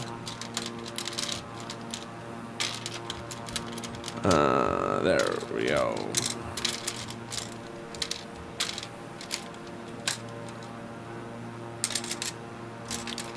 Put that one in there.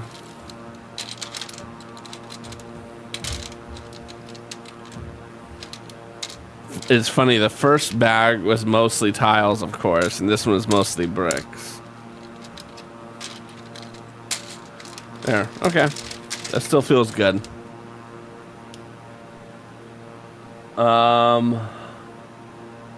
Dirt cake?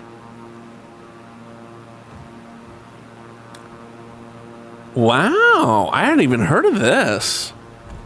That's exciting. I would check that out. That sounds like a good flavor. We actually live not close to the Ben & Jerry's ice cream factory. I know. We live not close to this thing. But we have gone there on like a tour when we went up to like Burlington, Vermont, and it was a really cool tour. I was grateful that we did it. I'm glad that we went and checked it out. One of my favorite things, we went unfortunately on a weekend, so they weren't like in production, so we didn't get to see it in production.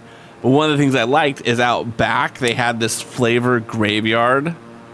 Yeah, it's cool. And in the flavor graveyard, they had tombstones for like all their failures of flavors, and like some really witty like marquee about like an epitaph for each one. So like for instance, Ben and Jerry's flavor graveyard.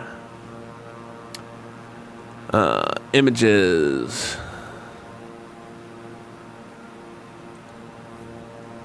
Rest in peace to peanut butter and jelly, 1989 to 1990.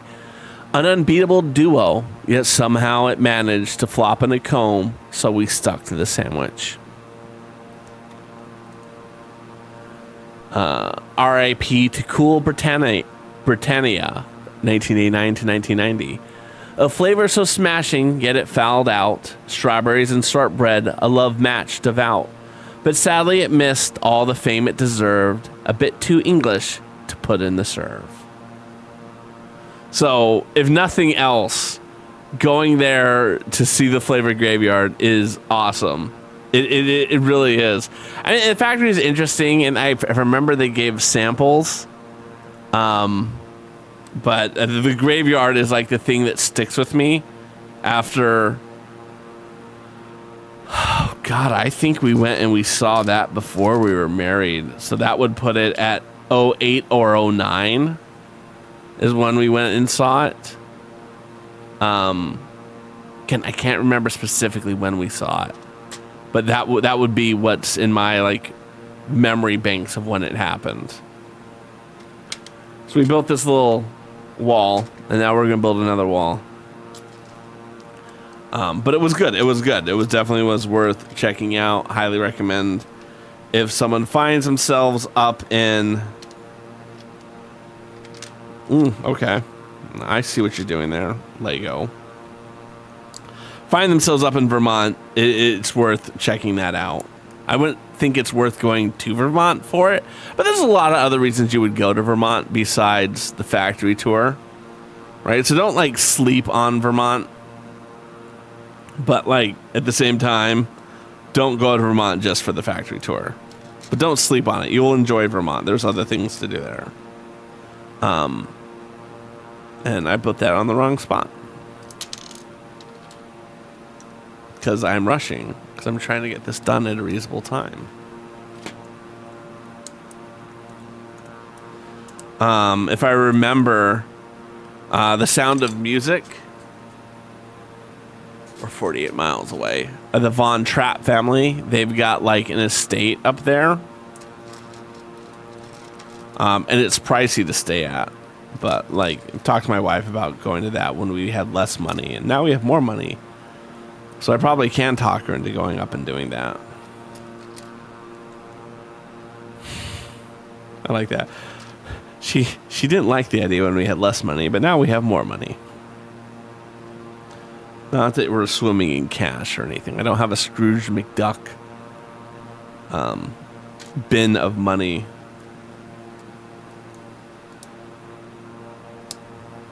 Ooh, that's a nice little railing we have there. Let's zoom in a little bit. Again, something that I wish I could do with a little knob or something. Very cool. And then we're going to take 2 of these, and they're going to go on like that. Where's the other one? There it is. It's important to always put things the right direction. But yeah, there's like good skiing and stuff up in Vermont. There's good foliage places that you can go and look at things. Beautiful sights. Good industry.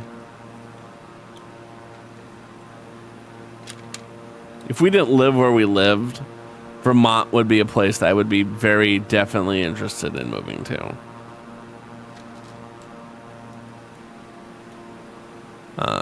Particularly getting up into like Burlington. I think for me, I'm always going to struggle with the idea of living in a small community.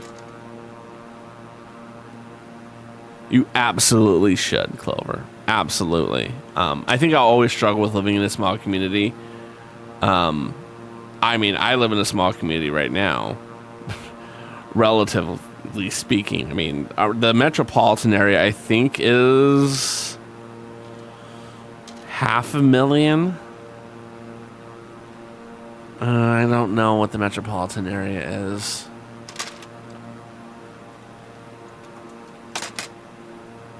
Nope.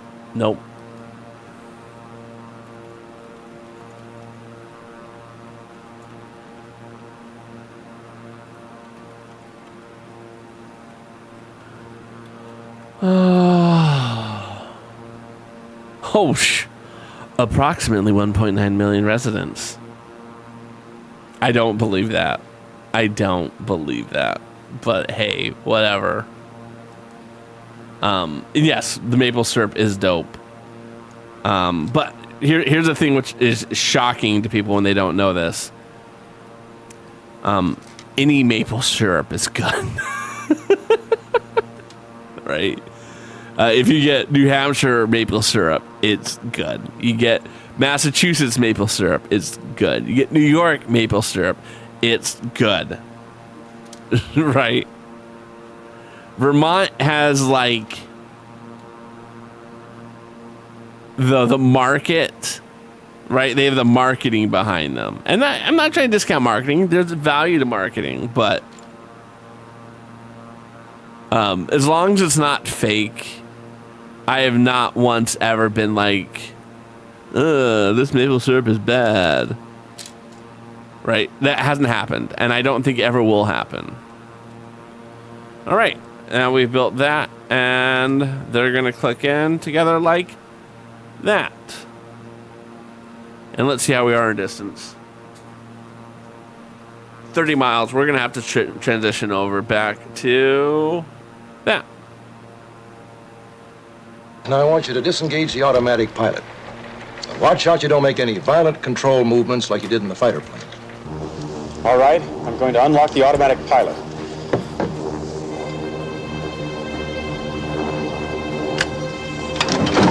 Just remember the controls will feel very heavy compared to a fighter. Don't worry about that, it's perfectly normal. We're going to actually turn off autopilot now. And I'm gonna bring chat further over. Where's my chat? There it is. I can't even see it at this point.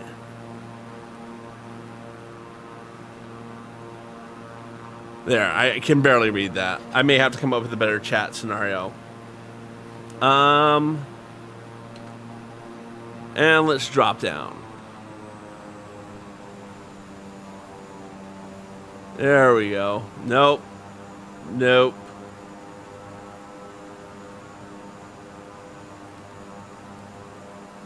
So we're a bit off of the pink line. which is what we're trying to get to. And which way is the airport lining up? I do not know which way the airport is. We're going to have to do a flyby.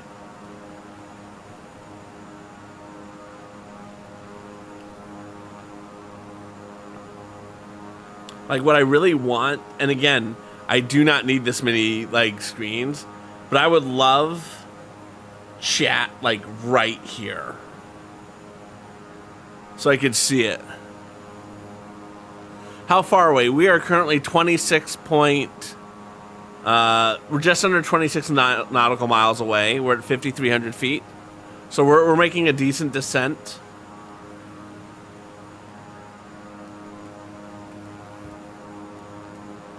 We have, it looks like a lake, potentially that's been dammed up that we're going to have to go over. So, which is why it's this very interesting looking lake.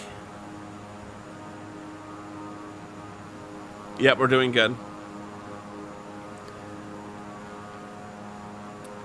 I probably want to level off a bit.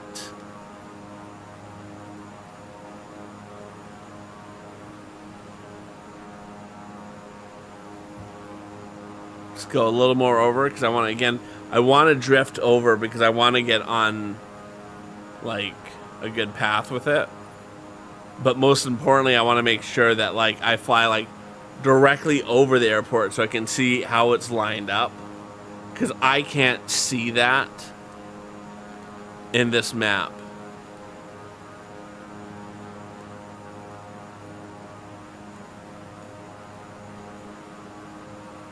Like when I zoom in, I can't see it.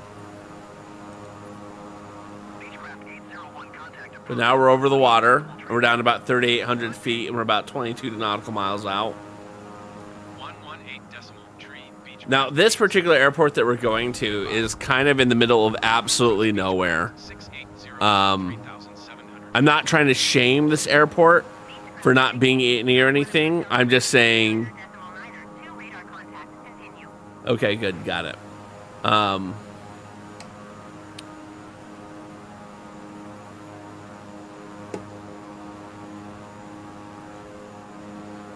Now, what I would love to do... And this is one of the things I haven't quite figured out how to do. Is I would love to have something here on one of these dials that says you have 19.45 miles to go. Like, that's the one thing I want. I just got this scene over here, which you can't see, but it is a radio dial, but I can't get it to work at the moment. It's quite frustrating because when I've talked about how I want to build out my flight sim like controls, I was going to take this box and move it over here and then do 3 of them on top of each side. But if I can't get this to work, I'm not going to buy 6 of them. All right, I want to hold level at this level. So I'm at about 2,000 feet, which is a decent height for how far out we are. So we're just going to accelerate.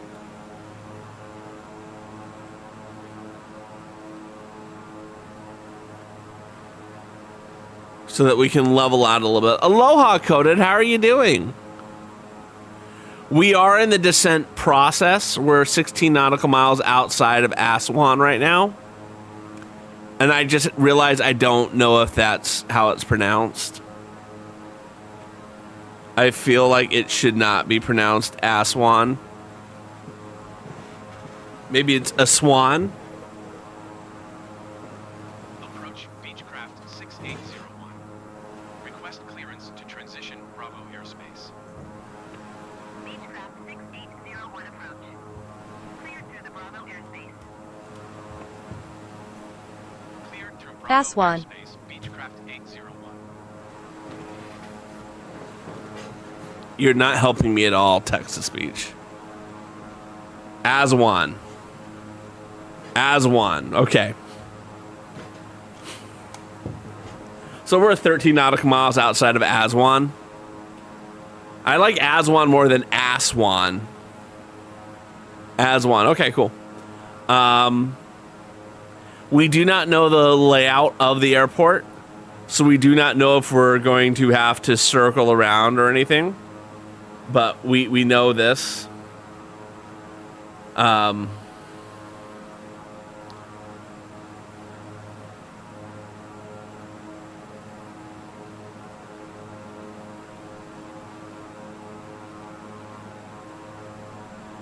Yeah.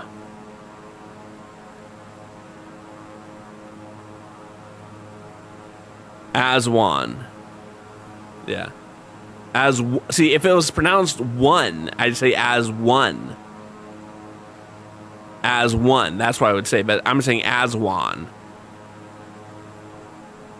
And we're holding at 2,200 feet based upon our speed and all those things. And I think one thing that's really frustrating me right now is for some reason I don't have full screen.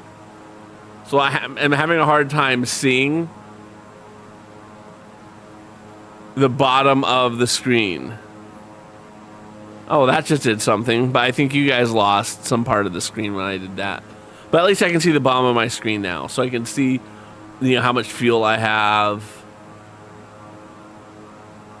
Oh, so look at this. This is great.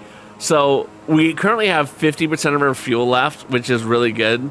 Because like so many times that we probably means we'd be like on fumes right now trying to make it into Aswan. We're 8 nautical miles out. I feel like I see the airport. So we're going to get over.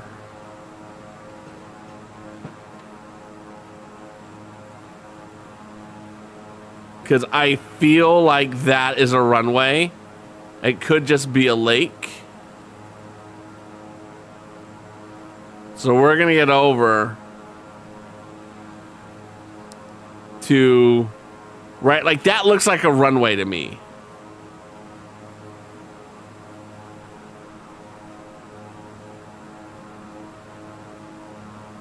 And we're going to put down the landing gear.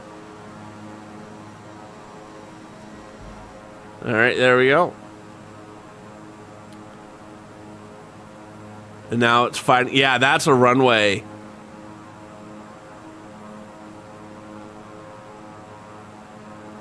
And now we're going to switch back the other way. No, baby. No, baby.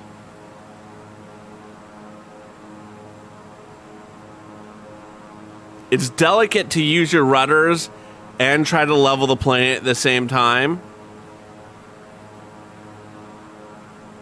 But I'm just good enough to do this. So, I mean, and luckily, this airport is near absolutely nothing. There is nothing there. They just built this airport because they wanted an airport. I think they're money laundering or something. Tower Beechcraft. Okay. 015 miles, south 1,800 feet to land. We're doing good. Beechcraft 6801 tower. Altimeter Nope. 29.9, wind 266. All right, come on. Come on. 5 Street in runway 35. Yep, we're doing good. And of course, this is usually when they say you're landing the wrong direction. Let's take down our speed some more, because we need to start cruising in. Oh my God, we're in the Tron buckets. We're too fast, however. So we're just going to kill all engines.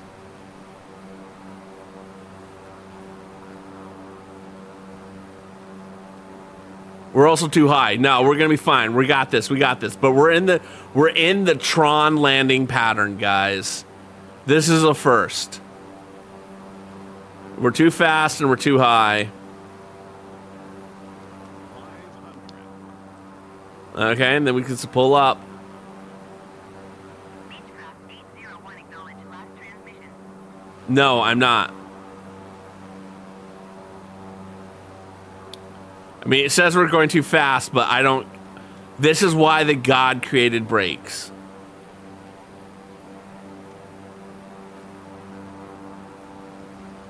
Beechcraft 801 acknowledge last transmission.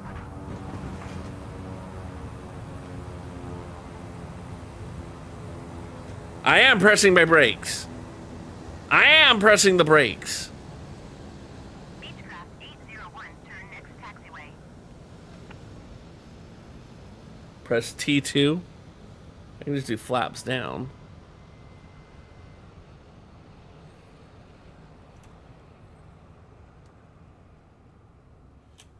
Okay, that's good. That's good.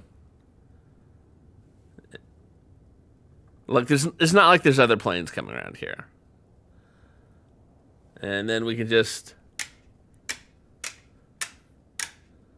turn off all the things and just eventually stop the plane. Like we're stopped.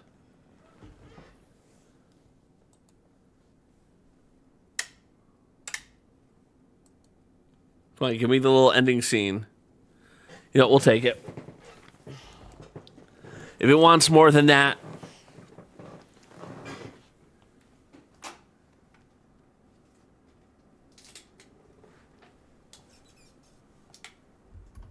I mean, that was top-notch landing.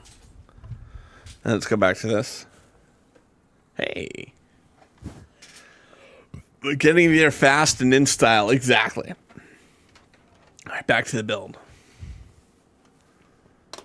Back to the build. Hey, we just hit 100 messages. That's exciting. Let's get some music on, though. Let's go over to here. That's over to this. Main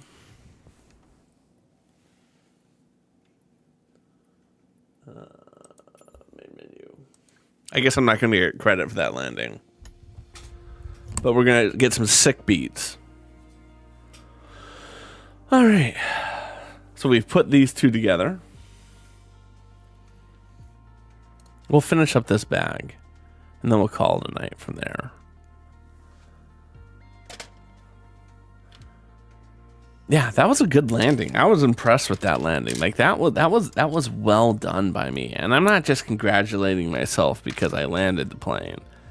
I'm just saying that was a good landing. Right? Okay. I needed to put those two pieces together. There. So it looks like we're going to get the third of the three backdrops that we need to put into it. And it's going to go there. Oh, and we're hitting commercial break perfectly timed. And then I need a snot piece and you to go like that. Although maybe this black is just going to be like the back part of the diorama.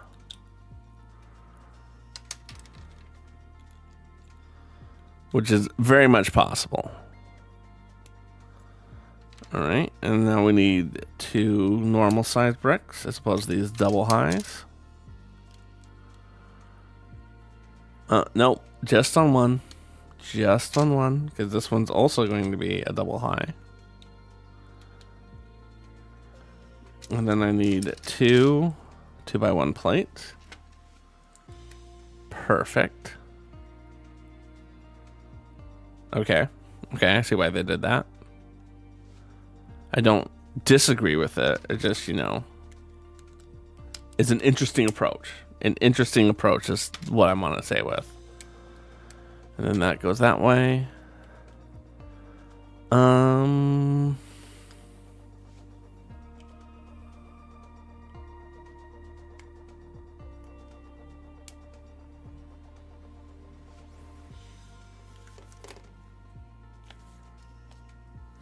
I don't know which way this is facing.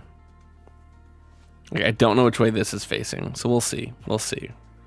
We'll see if we end up sticking with that. Because if this is the front that if this is the front that faces into the diorama, I'm gonna be okay with that. But if this is the back and that faces away from the diorama, we are going to have to change that. And I do think it's the front. And I think it's the front because when I look at it, right, like that's the front, I feel like, yeah, I'm okay with this. All right, and then we're going to take this 2x1. And then that, okay. And then we can connect it in. Very good.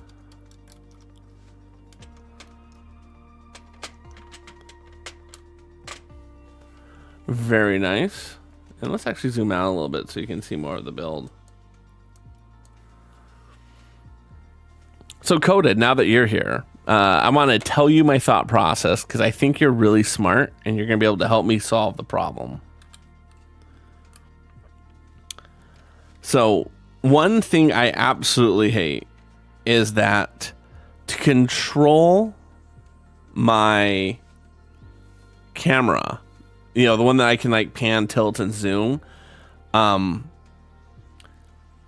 have to use an on-screen like mouse situation. And one of the things I do believe in that makes anyone a better streamer is to get rid of as many on-screen things, give yourself physical things.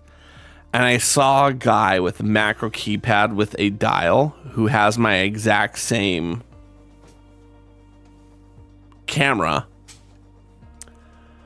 And he was able to use the macro keypad dial to zoom in and out. And I was thinking to myself, my PC panel, which is what I use for audio, has 5 dials onto it. So what I need to do is figure out how to use that to control that. So like I'm going to at least one of the dials to be a zoom in and a zoom out. One to be like pan left and right, and then one to pan up and down. Tilt up and down, I mean. So yeah, I just have to figure out how to do that. And I know nothing how to do that type of stuff. But that's kind of the dream. That's the next thing I want to do. Because I think that will be awesome to be able to control that. Because I've looked into other like pan, tilt, and zoom camera controllers, and they are pricey. Although now that I'm realizing that the whatchamacallits have over there are not going to be as good as I'd like them to be. I mean, maybe I will be able to get it to work, but right now it's not working, and that's going to save me if I can't figure out how to get those to work. That's going to save me $900 in peripherals. So maybe I do spend the money to get the right thing at that point. I don't know. We'll figure it out.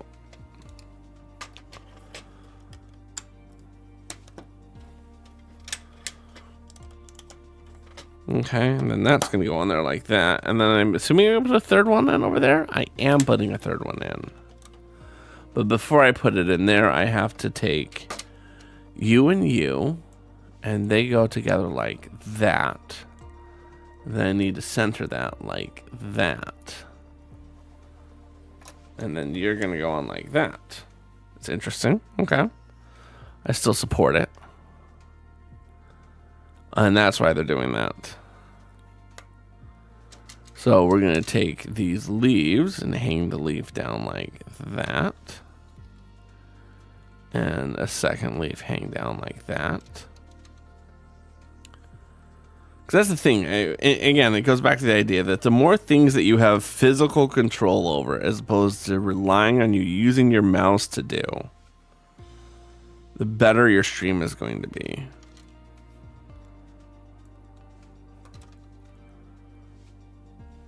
And I know that that is a controversial opinion for a lot of people, but that is something I do believe. That's awkward. All right, and then we can put that last one in there like that. This one isn't really super strong constructed.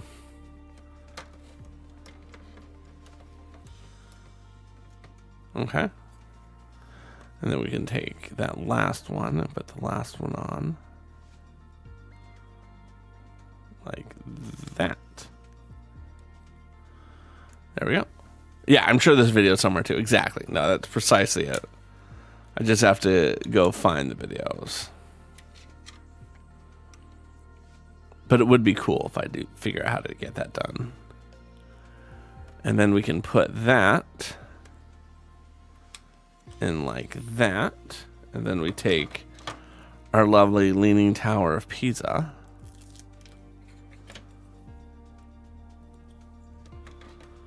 And we put the sticker on.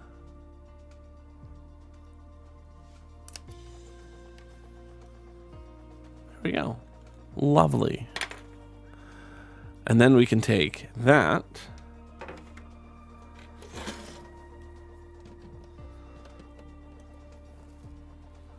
And that explains a lot of the things that they did on the bottom. Right? So in other words, that's why they put that there and that there to hold those in place, because they couldn't do it with studs. Well done, Lego.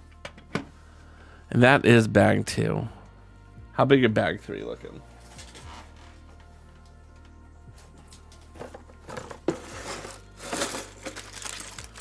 Oh, that's nothing.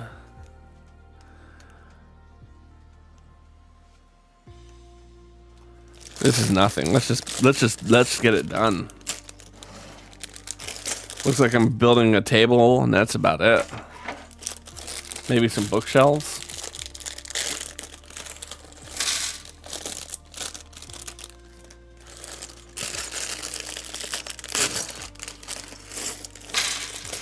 I'm not even gonna sort these.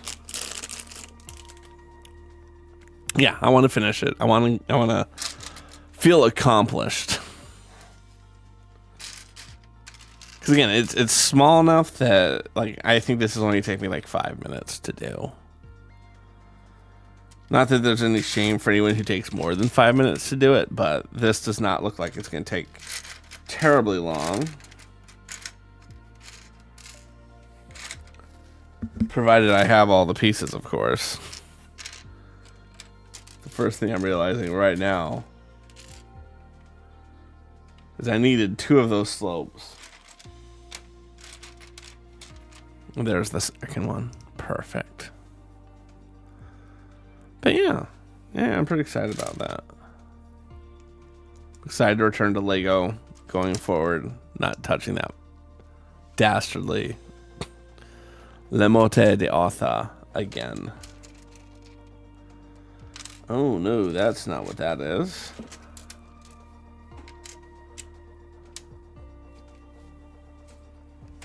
There it is. That's going to go there.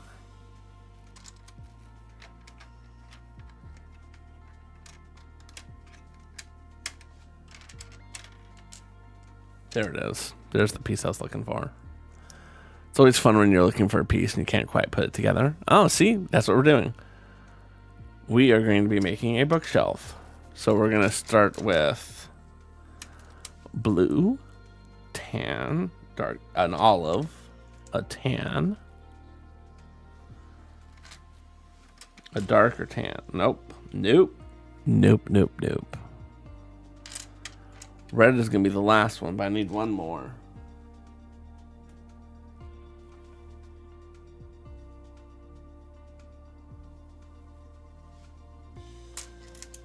Oh, this is interesting. Well, it's not going to be the end of the world if they're not in the right order according to the picture, right? It's not the end of the world. No one's going to be mad about that. And then that clicks in there like that.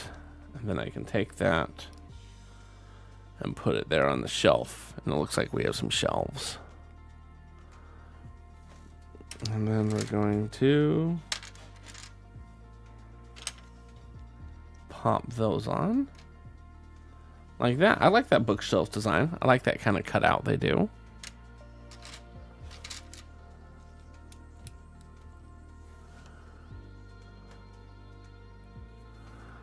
And yep, I knew I was missing something.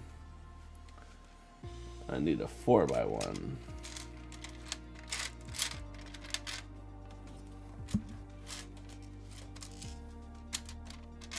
There it is. And then you can click in like that. I have to be very careful because these are the brown pieces, and the brown pieces are very brittle.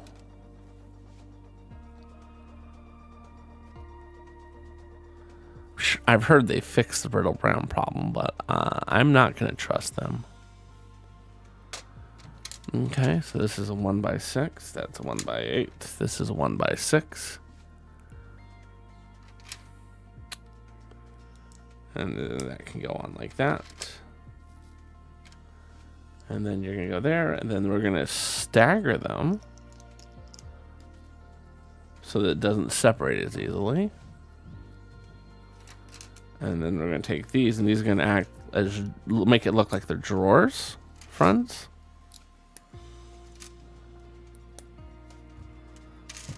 Which is nice. Okay. And then it wants one of the drawers to appear to be broken. I'm sure that's a reference to something. So it's just going to go on like that and tilt a little bit. I'm sure that's a reference to something.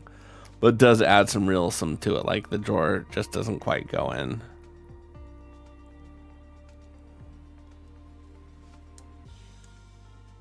Right. I like that. That is cute. It's a good little addition that they did. And then that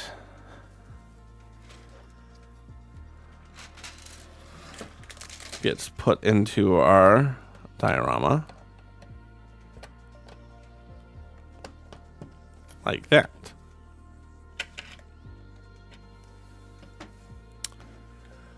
And then we're going to put in his chair, which is going to go back on these four. And he's got a random letter on the floor. What's the letter from? Yes, I do agree. And then we can start, we're building his desk, and the desk is going to have that spinning element into it. And I agree, that's half the fun when they do stuff like that. Those two go over there. And then these are going to go on the bottom to hide the black, which is nice. This is going to go in the center.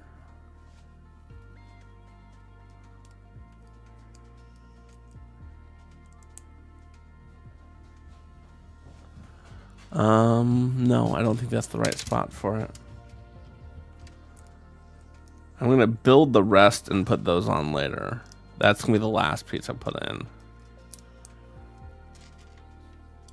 So I wasn't sure I was putting in the right place, and this way I'm going to know exactly if I'm putting in the right place. Because it fits in perfectly. And then you can go like there. Then we can flip it over, and we're going to take these wonderful little decorative pieces, which I usually have seen this on the exterior building, so I do think it's cool that they're putting them on the base of a desk.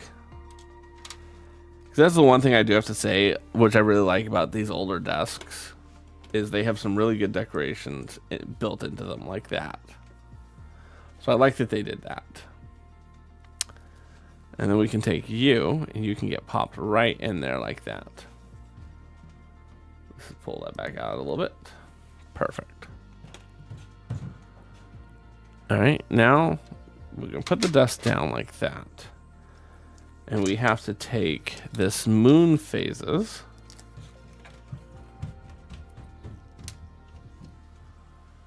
And we can pop it on.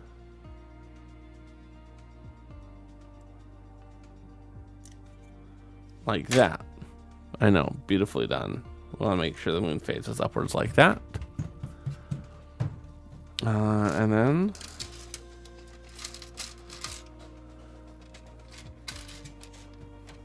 you are an inkwell, which is very nice. I like that. That's a good feature here. So it's going to get put on, and then we have the stud with the hole in the middle of it.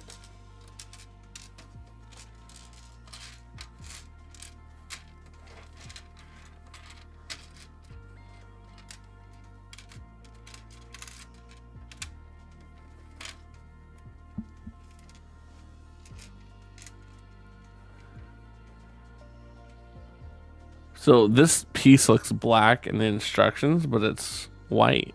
So we're just going to put it in there. This piece, I guarantee you, is pretty rare.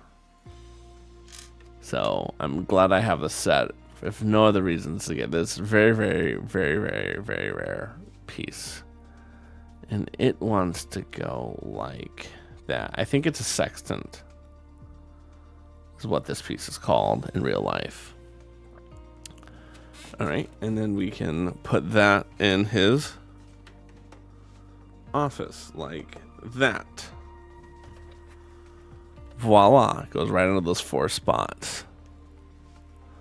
And now we have to make our moon, our little moving piece. So take the pole, put that on there. That's going to represent the sun.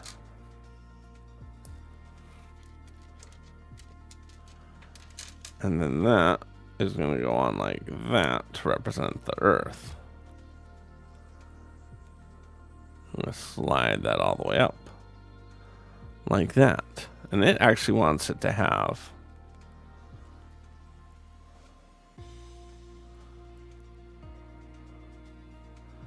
it's going to be very hard to get the right height for all those things. But we're supposed to slide that in.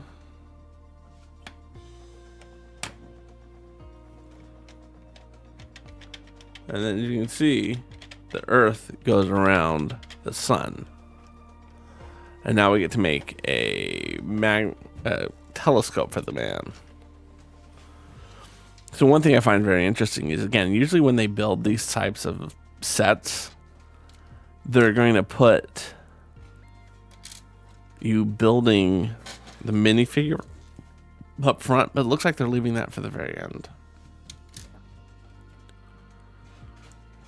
I'm assuming they generally want to reward you for buying a set to give you that up front, but in this instance, they're like, nah, you can take your time. Okay. This is very nice.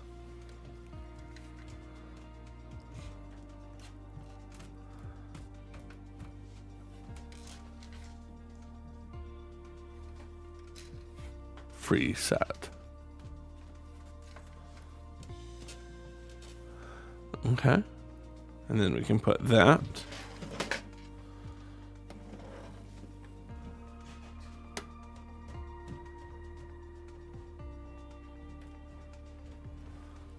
Like that.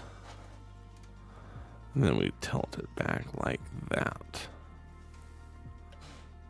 So he's got the ability to look out. And now we need to get some more stuff. So we're going to take you. This is a very interesting piece. It's a TikiBrick. It's just interesting that they have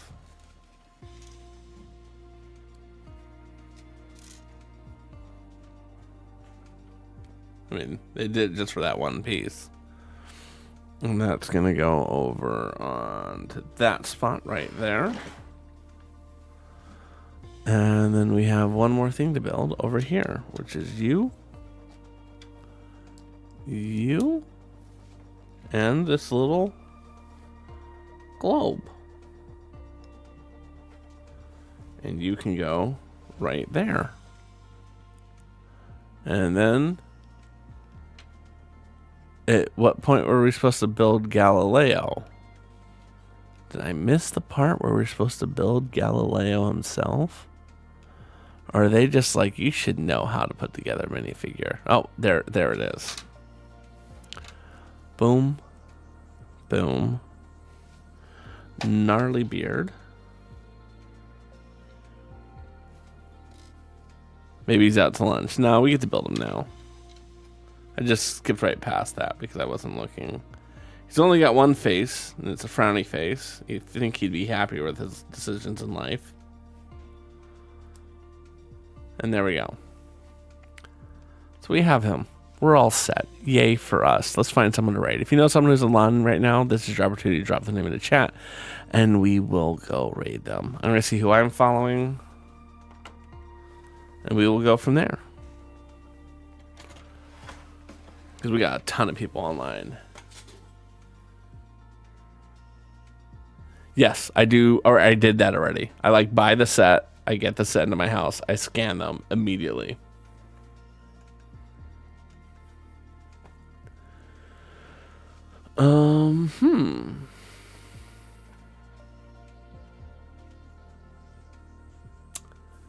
I'm leaning towards this person. I just want to double check all my options.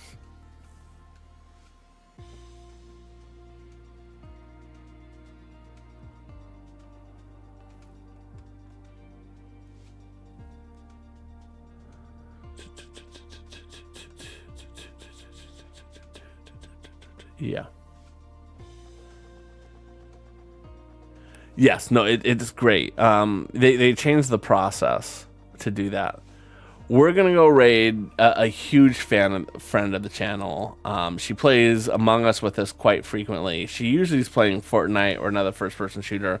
There's a period of time where she got really big into Farming Simulator, but today she's playing Supermarket Simulator, and I absolutely adore her. She is wonderful. She's a surgical OB technologist, just a great friend of me and of the stream, and honestly the type of person that if you're a streamer, she's the type of person you want to be friends with. So let's get right into the raid song.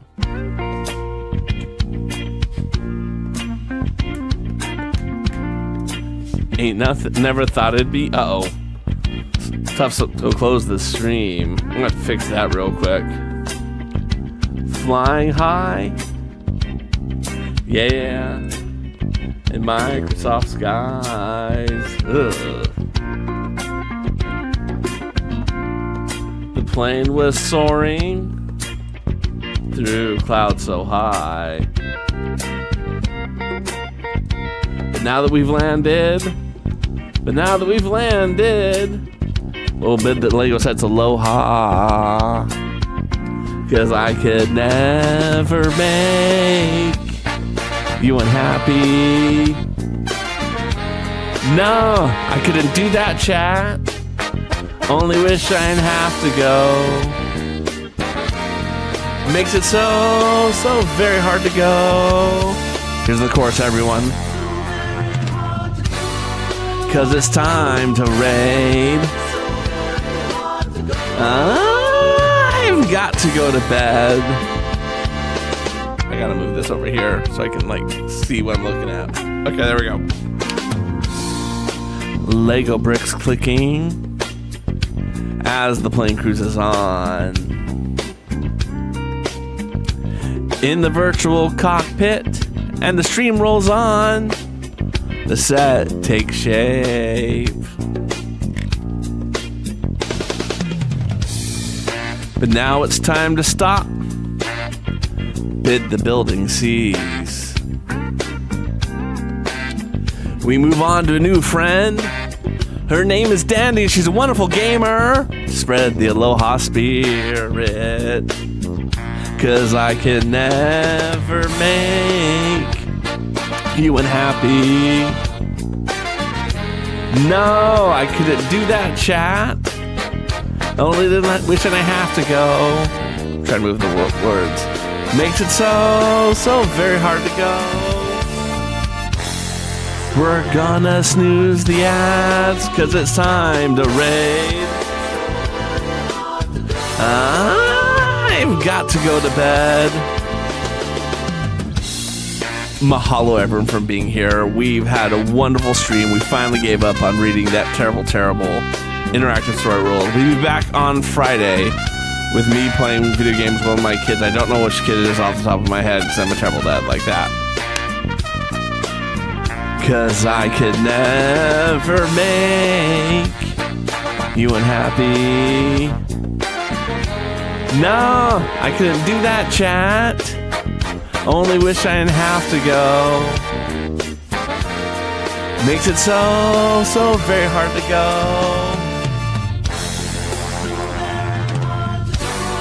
'Cause it's time to chat. I've I've got to go to bed. It ain't easy to walk away when this dad just loves his chat so very, very much. Aloha. Mahalo from the bottom of my heart, everyone. I'll see you guys soon.